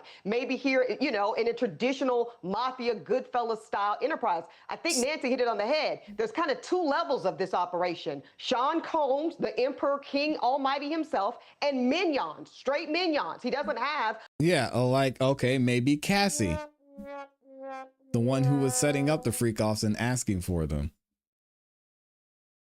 Maybe they're right here, because Cassie was involved in a lot of this criminal activity. His assistant, maybe not so much, but the people that were in there and were forced to do certain things, Cassie got $20 million, and they said, hey, just come tell your story. A five-pronged tier system like some of the more sophisticated organizations I think you're referencing. So, hey, I want to bring in Mia. We talked about her. She is one of Diddy's ex-assistants. She is alleged victim number 4. Her name isn't really Mia. She got anonymity. The judges made it clear to everybody in the courtroom, do not in any way divulge her identity. She testified about what she says was Diddy's conduct involving rape against her, various forms of other sexual assaults, brutalizing her. I thought this was interesting. She said, this is a quote, I believe that Puff's authority was above the police. I think that's a pretty stunning statement. Here's what I don't understand. I'm going to bring Brian in right now. To me, Brian is our TMZ producer who's been in the courtroom. To me, I feel like the prosecution's hopscotching between the domestic violence against various people and the threats against individuals from, you know, the Kid Cudi or the Capricorn testimony about racketeering, that Mia, to me, should have gone right after ClassE, because that's kind of the picture they're painting with that kind of sexual abuse. But it feels like the prosecution is just going all over the place and the story's fragmented. Well, Maureen Comey had said in court that there were scheduling issues and they had to fly people across the country to get them here back and forth. But you're right, Harvey. It does feel like they're all over the place. But in the latest batch of testimony on Mia, it was heartbreaking. I mean, here is this woman on the stand. She's got a tissue in one hand. Her makeup is running down her face. She can barely speak. She's talking about what she called the most shameful thing of my life. And she's whispering as she's getting out the fact of she was forced to have oral sex. I mean, the question, she couldn't even say the word penis. The prosecutor had to say, did you put Mr. Combs' penis in your mouth? Yes, she whispered. It was grueling. It was heartbreaking. And the jury, I'm sitting there looking at him, New York poker face. No reaction. New Yorkers are tough, man. But I looked over at Diddy as all this is happening. And he kind of looks down, and we saw him do this. And then he looked at the jury. So it was very, very heavy. So, Brian, on Friday, the prosecution actually was the one that raised this, that Mia got a settlement from Diddy of several $100,000. She had asked for $10 million. And they had a private mediation for this. Really? And in that mediation, she never brought up sexual assault or rape. And it seems the prosecution tried to get in front of this so the defense wouldn't raise it. But the intimation here is clear that what the prosecutors are worried about is that the jury might believe that the sexual assault claims were made up after the fact. She says it's something she never even wanted to deal with, which is why she never mentioned it in the mediation. How was that received? Well, in the courtroom, everybody was surprised that the ask was such a big number, $10 million. But the result, once the attorneys got their cut, whittled down to a little over $200,000. And she had said in court that she planned to take the information on the sexual abuse to her grave. It's not something she ever wanted to talk about. It was such an interesting day on Friday as we were looking through Mia's social media history, what she was posting on her Instagram feed way back when, a very smiling, happy, proud time to be associated with Sean Combs, the exact same time that Brian Steele contended she was telling the jury that she was living in terror. I just wanted to make the point, Brian, and thank you for breaking all of that down, because you did have eyes on this very compelling witness. When the prosecutors asked her a question that normally I think would be a very bad fact setup for the prosecution, did you actually tell Sean Combs no? And Mia, in that very whispered, fragile voice you described, Brian, says, I didn't feel I could. I didn't feel I could tell him no about a sandwich even. I think that kind of goes to a level of force and innate coercion and never feeling free to say no that is going to be very important for the prosecution to make the case. Hey, Nancy, I got to say, if you listen to this testimony and believe half of it, you absolutely hate Diddy.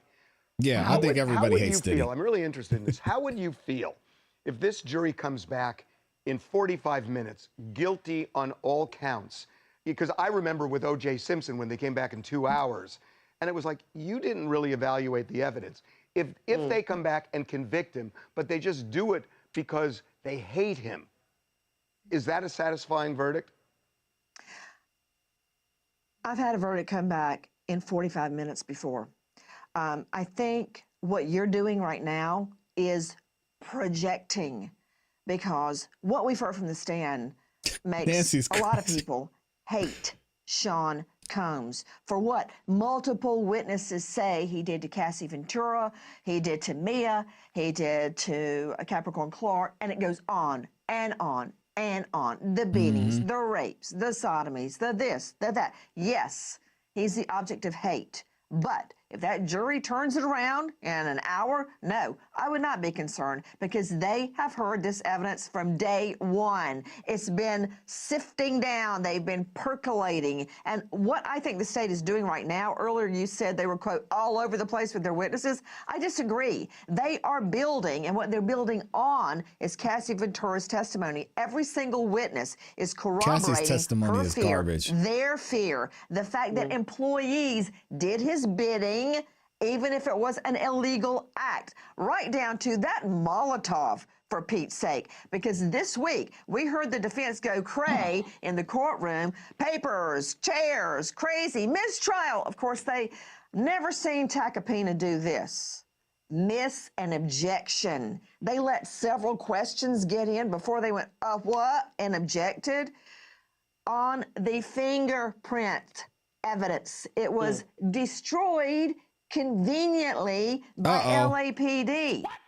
So now the jury's probably thinking, oh, my stars, they were all right. He even got to the police and destroyed the evidence in the arson case, the car bombing. I thought that was a big moment in court this week.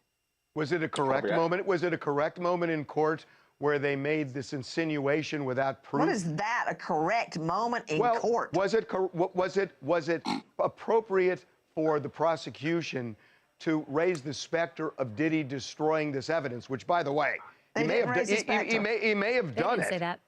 Well, they insinuated that, Nancy. That was the whole point, that the statute of limitations... No, they said, what happened to the evidence card? Right. And the defense, methinks thou doth protest too much, says Shakespeare, had a big, they nutted up, technical legal term, when the state said, well, what happened to the fingerprint card? It was destroyed by someone not connected to the arson investigation. Who? I want to know who destroyed it and why did they destroy the fingerprint evidence in a car bomb that Diddy clairvoyantly predicted 3 weeks before. I'm going to bomb his car. And bam, the car gets bombed. That wasn't a bomb. No one said it was destroyed. They said they lost it. They said they lost it in the evidence locker. Right, they lost it. But how about this? They said it was destroyed. How about the government trying to keep out the fire department's finding? The LA Fire Department found DNA of a female, okay, that the prosecution try and keep out on that Molotov cocktail. They try to keep out the DNA of a female.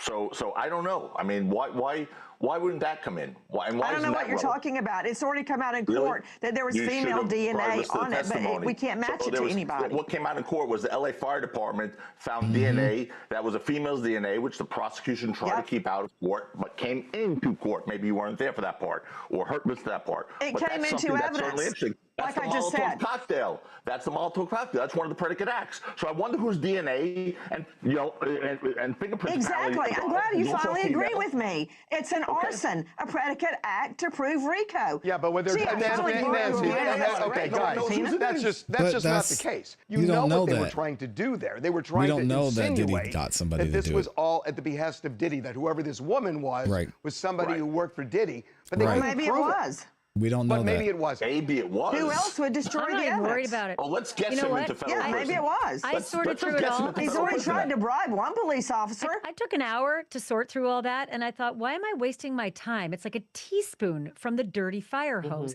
Can I just show you how many notes I have to take on this? Because I can't keep track of the times that I said, oh, dang, that's a predicate act of RICO, and that's corroborated by 4 witnesses beforehand.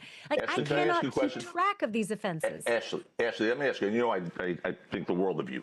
Because you talked before about the reaction you had to that testimony, and I couldn't imagine. Which one? You got to specify which one. I've had tears for several of them. Mia's, but hold on. Were you there? Did you hear it in person? I've been following it moment by moment on live feeds by 3 different reporters with 3 different perspectives. Okay, that's well, listen, I can't be on television right now if I'm in the courtroom with you. I understand. I'm not criticizing you, but you understand there's a difference. In federal court, there's no camera, so you have to either be in the courtroom or in the overflow courtroom to actually see the witnesses. So getting someone else's sort of interpretation via 3 different interpretations, Joe. 3, not just someone else's. 3 different. I'm not faulting you. It's fine. It's how we have to do it here. We're in federal court. I'm just saying I'm getting 3 witnesses, not 1. if you told me you were reduced to tears because you saw that, that would mean a lot to me because I know you. It means a little less to me that, you were reading someone's interpretation. That's all I'm saying. It's not a criticism of you. 3 different people's interpretations. And I think it was such pile on. I keep saying the dirty fire hose, Joe. That's a good. My God, I barely cried when I was at war. But the amount of just awful behavior against these kids that seem to be so meek. That's what upset me. They felt like they were prey to the predator, and they were so scared to do anything about it. And by the way, can I just say, you used to have a client named Donald Trump. Donald Trump attacked Ted Cruz, destroyed his wife and destroyed his own father, and Ted Cruz went crawling back to Donald Trump, and so did Marco Rubio. Little Marco. Different. That's not a RICO. Crawling back to Donald Trump. So don't ask why people take it constantly and crawl back to the abuser. That's why Ted Cruz did that. They crawl back to the abuser. It's their job. It's their livelihood. It's a lot different. We're gonna get into that. Gosh. Oh my God. Y'all. A lot of things being conflated here, but I do get the point in this that testimony and a lot of this testimony, there's some questions that need to be answered. And Harvey's saying, are they doing a good job? Is the state doing a good job of proving that? Because if they're jumping around the testimony and they're leaving these open loops, like he mentioned in several of the other episodes, then is that beyond a reasonable doubt? Might be enough for the jury. I don't know. We have to wait and see. Y'all tell me what you think. And I've got shout out to y'all who are in here. Amy is going off in the chat.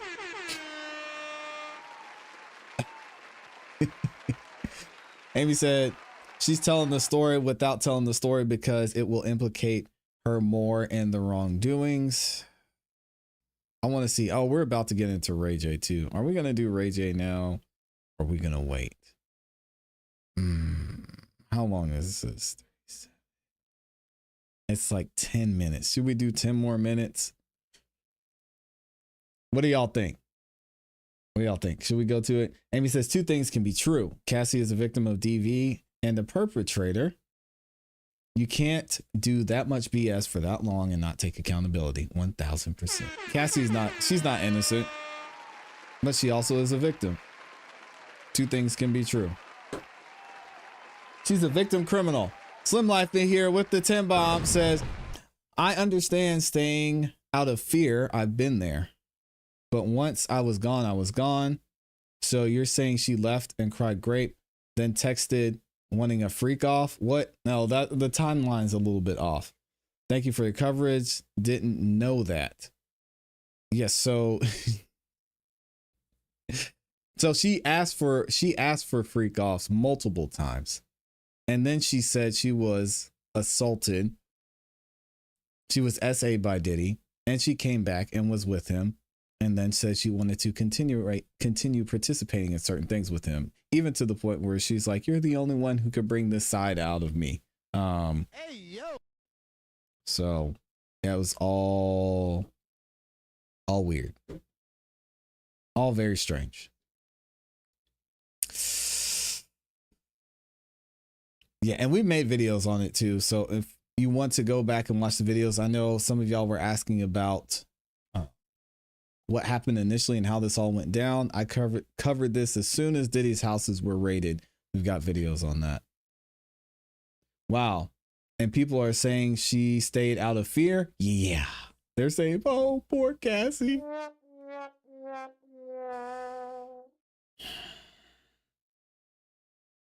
I think we might save Ray J for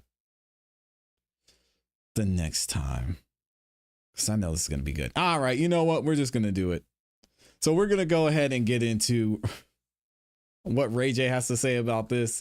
I know Ray J is closely tied to Capricorn Clark and Diddy in several instances. So let's get him up here to see what he has to say. This is going to be interesting for sure. In a minute, but before we do, one of the most fascinating people in this saga to me has been Ray J. He has a long, very complicated and conflicted relationship with Diddy, and especially when it comes to the various charges that have been made, and he's joining us right now. Ray, I am really interested to hear how you have absorbed this testimony and what your thoughts are about Diddy, who was a longtime friend of yours? Well, first off, I'm fanning out with Nancy Grace. I mean, wow. Nancy Grace. I mean, even if we disagree, Nancy Grace. I'm such a fan. I can't believe this. I just heard had a to rumor. You said that you thought Diddy was going to be found not guilty. Is that true? Did you say that? Oh my God, I'm about to have a debate with Nancy Grace. Yes. I'm up on you, man. I'm 3 inches up your tailpipe. Did you say he was going to get acquitted? Because I think you did. No, I also said that I think he'll be acquitted faster than what people think, because I think this is a circus act, and I think so that you this said is acquitted and faster. Okay. I just feel I'll like see you at the sentencing, my friend. Wow. Hey, Ray J, welcome. I love this, and I love you, Nancy. But I have to disagree, because I think that this is the most wildest case of like sexual conversation, right? Dirty fire pipes and rape? like the Punisher and like, you know, everything else that goes with this. It's a very dirty situation. And I feel like it's becoming a circus act for stuff that doesn't make any sense for what Diddy's being charged for. I mean, there's a lot of bad things happening, and we all agree with that. Yeah. But a RICO, racketeering, sex trafficking, like I've been with Diddy a long time. And if I haven't seen any of these kind of heinous acts happening, then where was I when it was happening? Like Capricorn Clark, I love her. She's one of the closest people. I grew up with her. Okay, Ray J. But I just feel like now that this thing is getting big and everybody's swarming in, I think that people are having these loud, wow stories, because again, when you have lawyers and when you have people like helping you plan before you get on the stand, you know, they want to give you something that can, Ray J, are they lying? Are they lying, Ray J, under oath, under the penalty of perjury? Are they lying? All these people that surrounded Diddy? I think that they're saying, I think that they're all lying, and Sean Combs and Ray J are telling the truth. If you answer the question. Nancy, I love you. I just wanted to finish. I think that they're coming up with the stories that could stick in this situation. So, like, Puffy wanted to throw me off the bridge or whatever. Like, come on, Puffy's never threw anybody off the bridge. So how can that be true? You know, I mean, there's a lot of things that are happening in this case that I think are personal. And I think once now you have a group of people doing it, I think now you want to throw your 2 cents in with maybe some of the things that you might have felt happen, but you still want it to come around after and party and hang around and live life and make money. How does that work together?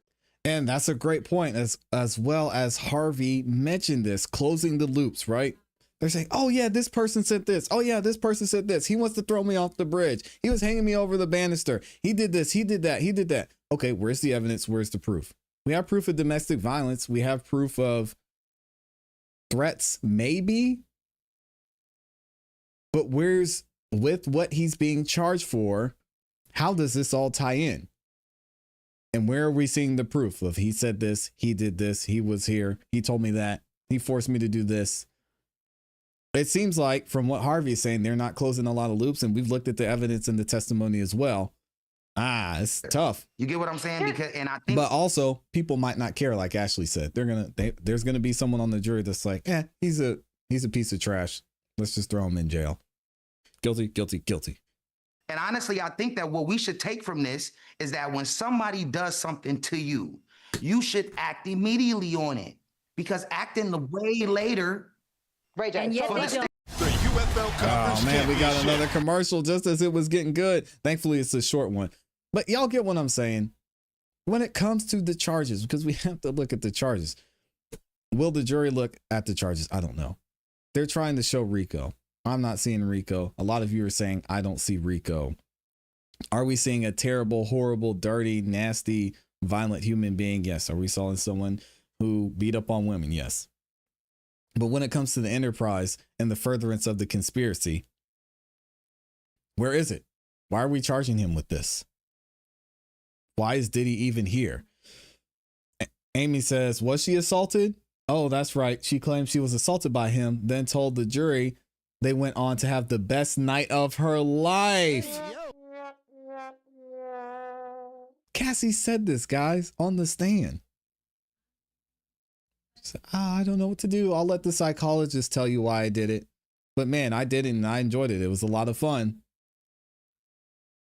It's this whole thing from Cassie is just weird. And if you're saying that's the foundation that they're building their case on, I don't know that that's a good foundation. It doesn't look solid to me. It looks like you have someone who got a way out. They won $20 million plus immunity, allegedly, according to Ashley and according to Nancy Grace and according to Ebony K. Williams. She doesn't have to, or Diddy's sitting in jail right now.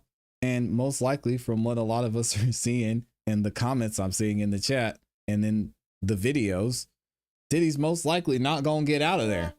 Let's be real. And we can sit here and we can analyze and we can hear from Joe Tacopina about the facts of RICO. We can hear from Brian Steele about why this shouldn't be a RICO. But at the end of the day, the jury's going to decide, are they going to see it this way?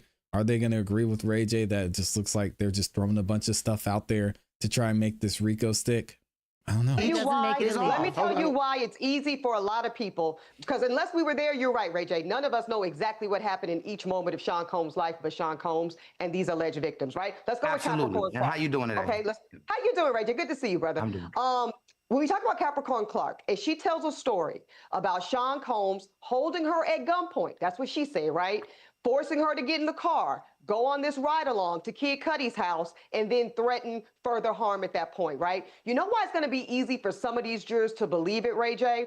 Because we've seen photos of guns that were confiscated from the homes of Sean Combs. It's not illegal to have a gun. Guns confiscated. Listen, guns confiscated, not guns and pictures drawn with Diddy doing what they said he was doing. I understand that, but do you understand how a juror could then make the reasonable connection between if a man is having this type of arsenal in his personal home? Yeah, I'm going to say I can believe he held one of those guns himself. They can believe that, Ray J. That's not far-fetched. First off, everybody can have a gun in their home to protect themselves and their family, right? Of course they can. We believe in the So Second Amendment around we here. got pictures of now we got pictures of a gun on the table. What is that? It means that if I'm a juror, I could believe reasonably that I can connect one dot to the other. That's all I'm saying, Ray J. All I'm saying is that. Yes. You know, Ray J. Okay, let's leave the guns aside for a second. How about the multiple witnesses? Hey, Ray J, it's good to see you, my friend. How about the multiple witnesses who have all corroborated each other, one after the other on the stand, saying they witnessed Cassie being beaten to a pulp. They were afraid for their lives and their safety. And not only that, we heard Mia say, quote, I had to do everything he told me, including hiding the fact that he'd gashed her eye to the point where she needed stitches. Or she felt like she had to? Tell the doctor that Cassie was drunk and hit her head. That's what you call obstruction of justice. Like, doesn't any of that sit with you? Are they all just flat out lying one after the other about the exact same facts? It's not what this case is about. If you say exact same facts, none of them are saying the same thing. They're all saying that exact same fact. Everybody has a different story. Everybody has a different story. There are 3 accounts of these same stories. I'm telling you, I've been watching every witness moment to moment. They have down to what they were wearing and where the person was sleeping. I mean, it's frightening how incredibly ingrained these memories are into all of these witnesses. The assistants, the friends, the stylist, Cassie herself, the best friend of Cassie, they all have similar, if not identical, stories of the same acts. Are they all lying? Do you think they're all lying? And they seem like they're all in one big group to tear down Diddy. And it feels like the lawyers have given them like this extra like energy to like go over the top. You have had a long relationship with Diddy. Have you? What do y'all think about that? Communicated with him since the trial began? I haven't. And I know that he's probably going through a lot. So is everybody else in the trial. Again, there's people in the trial that's testifying against Diddy that are my close friends. I love Capricorn Clark. Capricorn and I have spent way more time than she spent with Diddy, right? But what I can say, and I don't mean to take any credibility from her because I love her, but I was friends with Suge and Diddy at the same exact time. Speaking out like Suge this. knows it and Diddy knows it. I would go hang out with Suge and I would go hang out with Diddy in the same day. Where's that same energy with me? And they both Do I have knew. to make it? But Ray J, It usually happens to women. Your privilege. Yeah, you're a man, Ray J. You're a famous man. Brother, you've been famous since you were a kid. You have a different level of power than Capricorn Clark would. That's not true. And I love Capricorn. I love you, Capricorn, and I know you're going to be mad at me. Ray, I want you to listen to something. That's because not you true. mentioned that you're friends with both Suge and Diddy. I talked to Suge this week when he was in jail. Listen to what he said about Capricorn. Wait, Suge's in jail? When I thrown her on the bus, she felt scared. She felt afraid. And she wanted Diddy. She felt that she was pressured. But what did she say? What did she say about the threats, Suge? She felt she was helpless. I think she was looking for help. Was she concerned for her safety? I mean, did she think this was a hollow threat, or did she think Diddy would make good on it when she talked to you? She thought he'd make good on it. But you got to understand something, Harvey. Death Row and Bad Boy is more closer than people would think. Yeah, but problem is, Suge has extreme bias against Diddy. Let's be real. Suge in no way, shape, or form has any incentive to say anything positive about Diddy or be objective in that case. That man's in jail and he's not getting out anytime soon. So there's that part. Ray, that he believes these were not hollow threats, that she had justifiable reason to fear for her life. Yeah, but Harvey, he also said that Diddy should walk. He also said that he shouldn't be in jail and that he should walk because of what he's being charged for. Like, if you told me that the Kardashians was being charged for racketeering, I might believe it.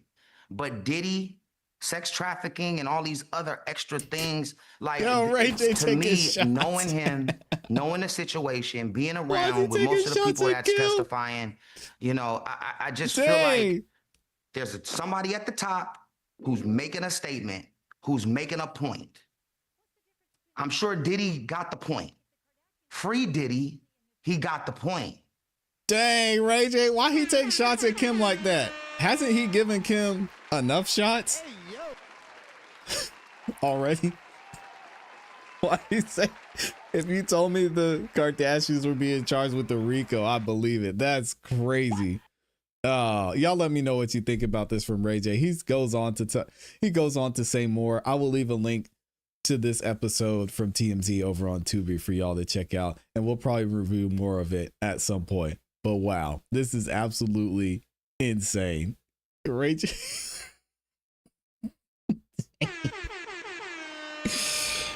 Ray J just can't help taking shots at Kim. Pun intended. Thank y'all for the love, man. We still got almost 1,000 of y'all in the building and over 900 of you had liked the video. I appreciate you. If you could, make sure you like the video on your way out. If you haven't yet, subscribe, hit the notification bell so you don't miss any time that we go live or drop a new video. We will be dropping several clips throughout the day today and a couple here shortly as well. So make sure y'all look out for that. Oh man, I hope y'all have an amazing rest of your day. Thank you for the support. We'll be back for Karen Reed tomorrow, so make sure y'all look out for that. We're gonna be here bright and early, ready to go, figuring out how many sidebars we got. Appreciate y'all, and as always, you know what to do. Keep growing, keep pushing, keep it classy. We gone. Peace. Ray J, man, come on.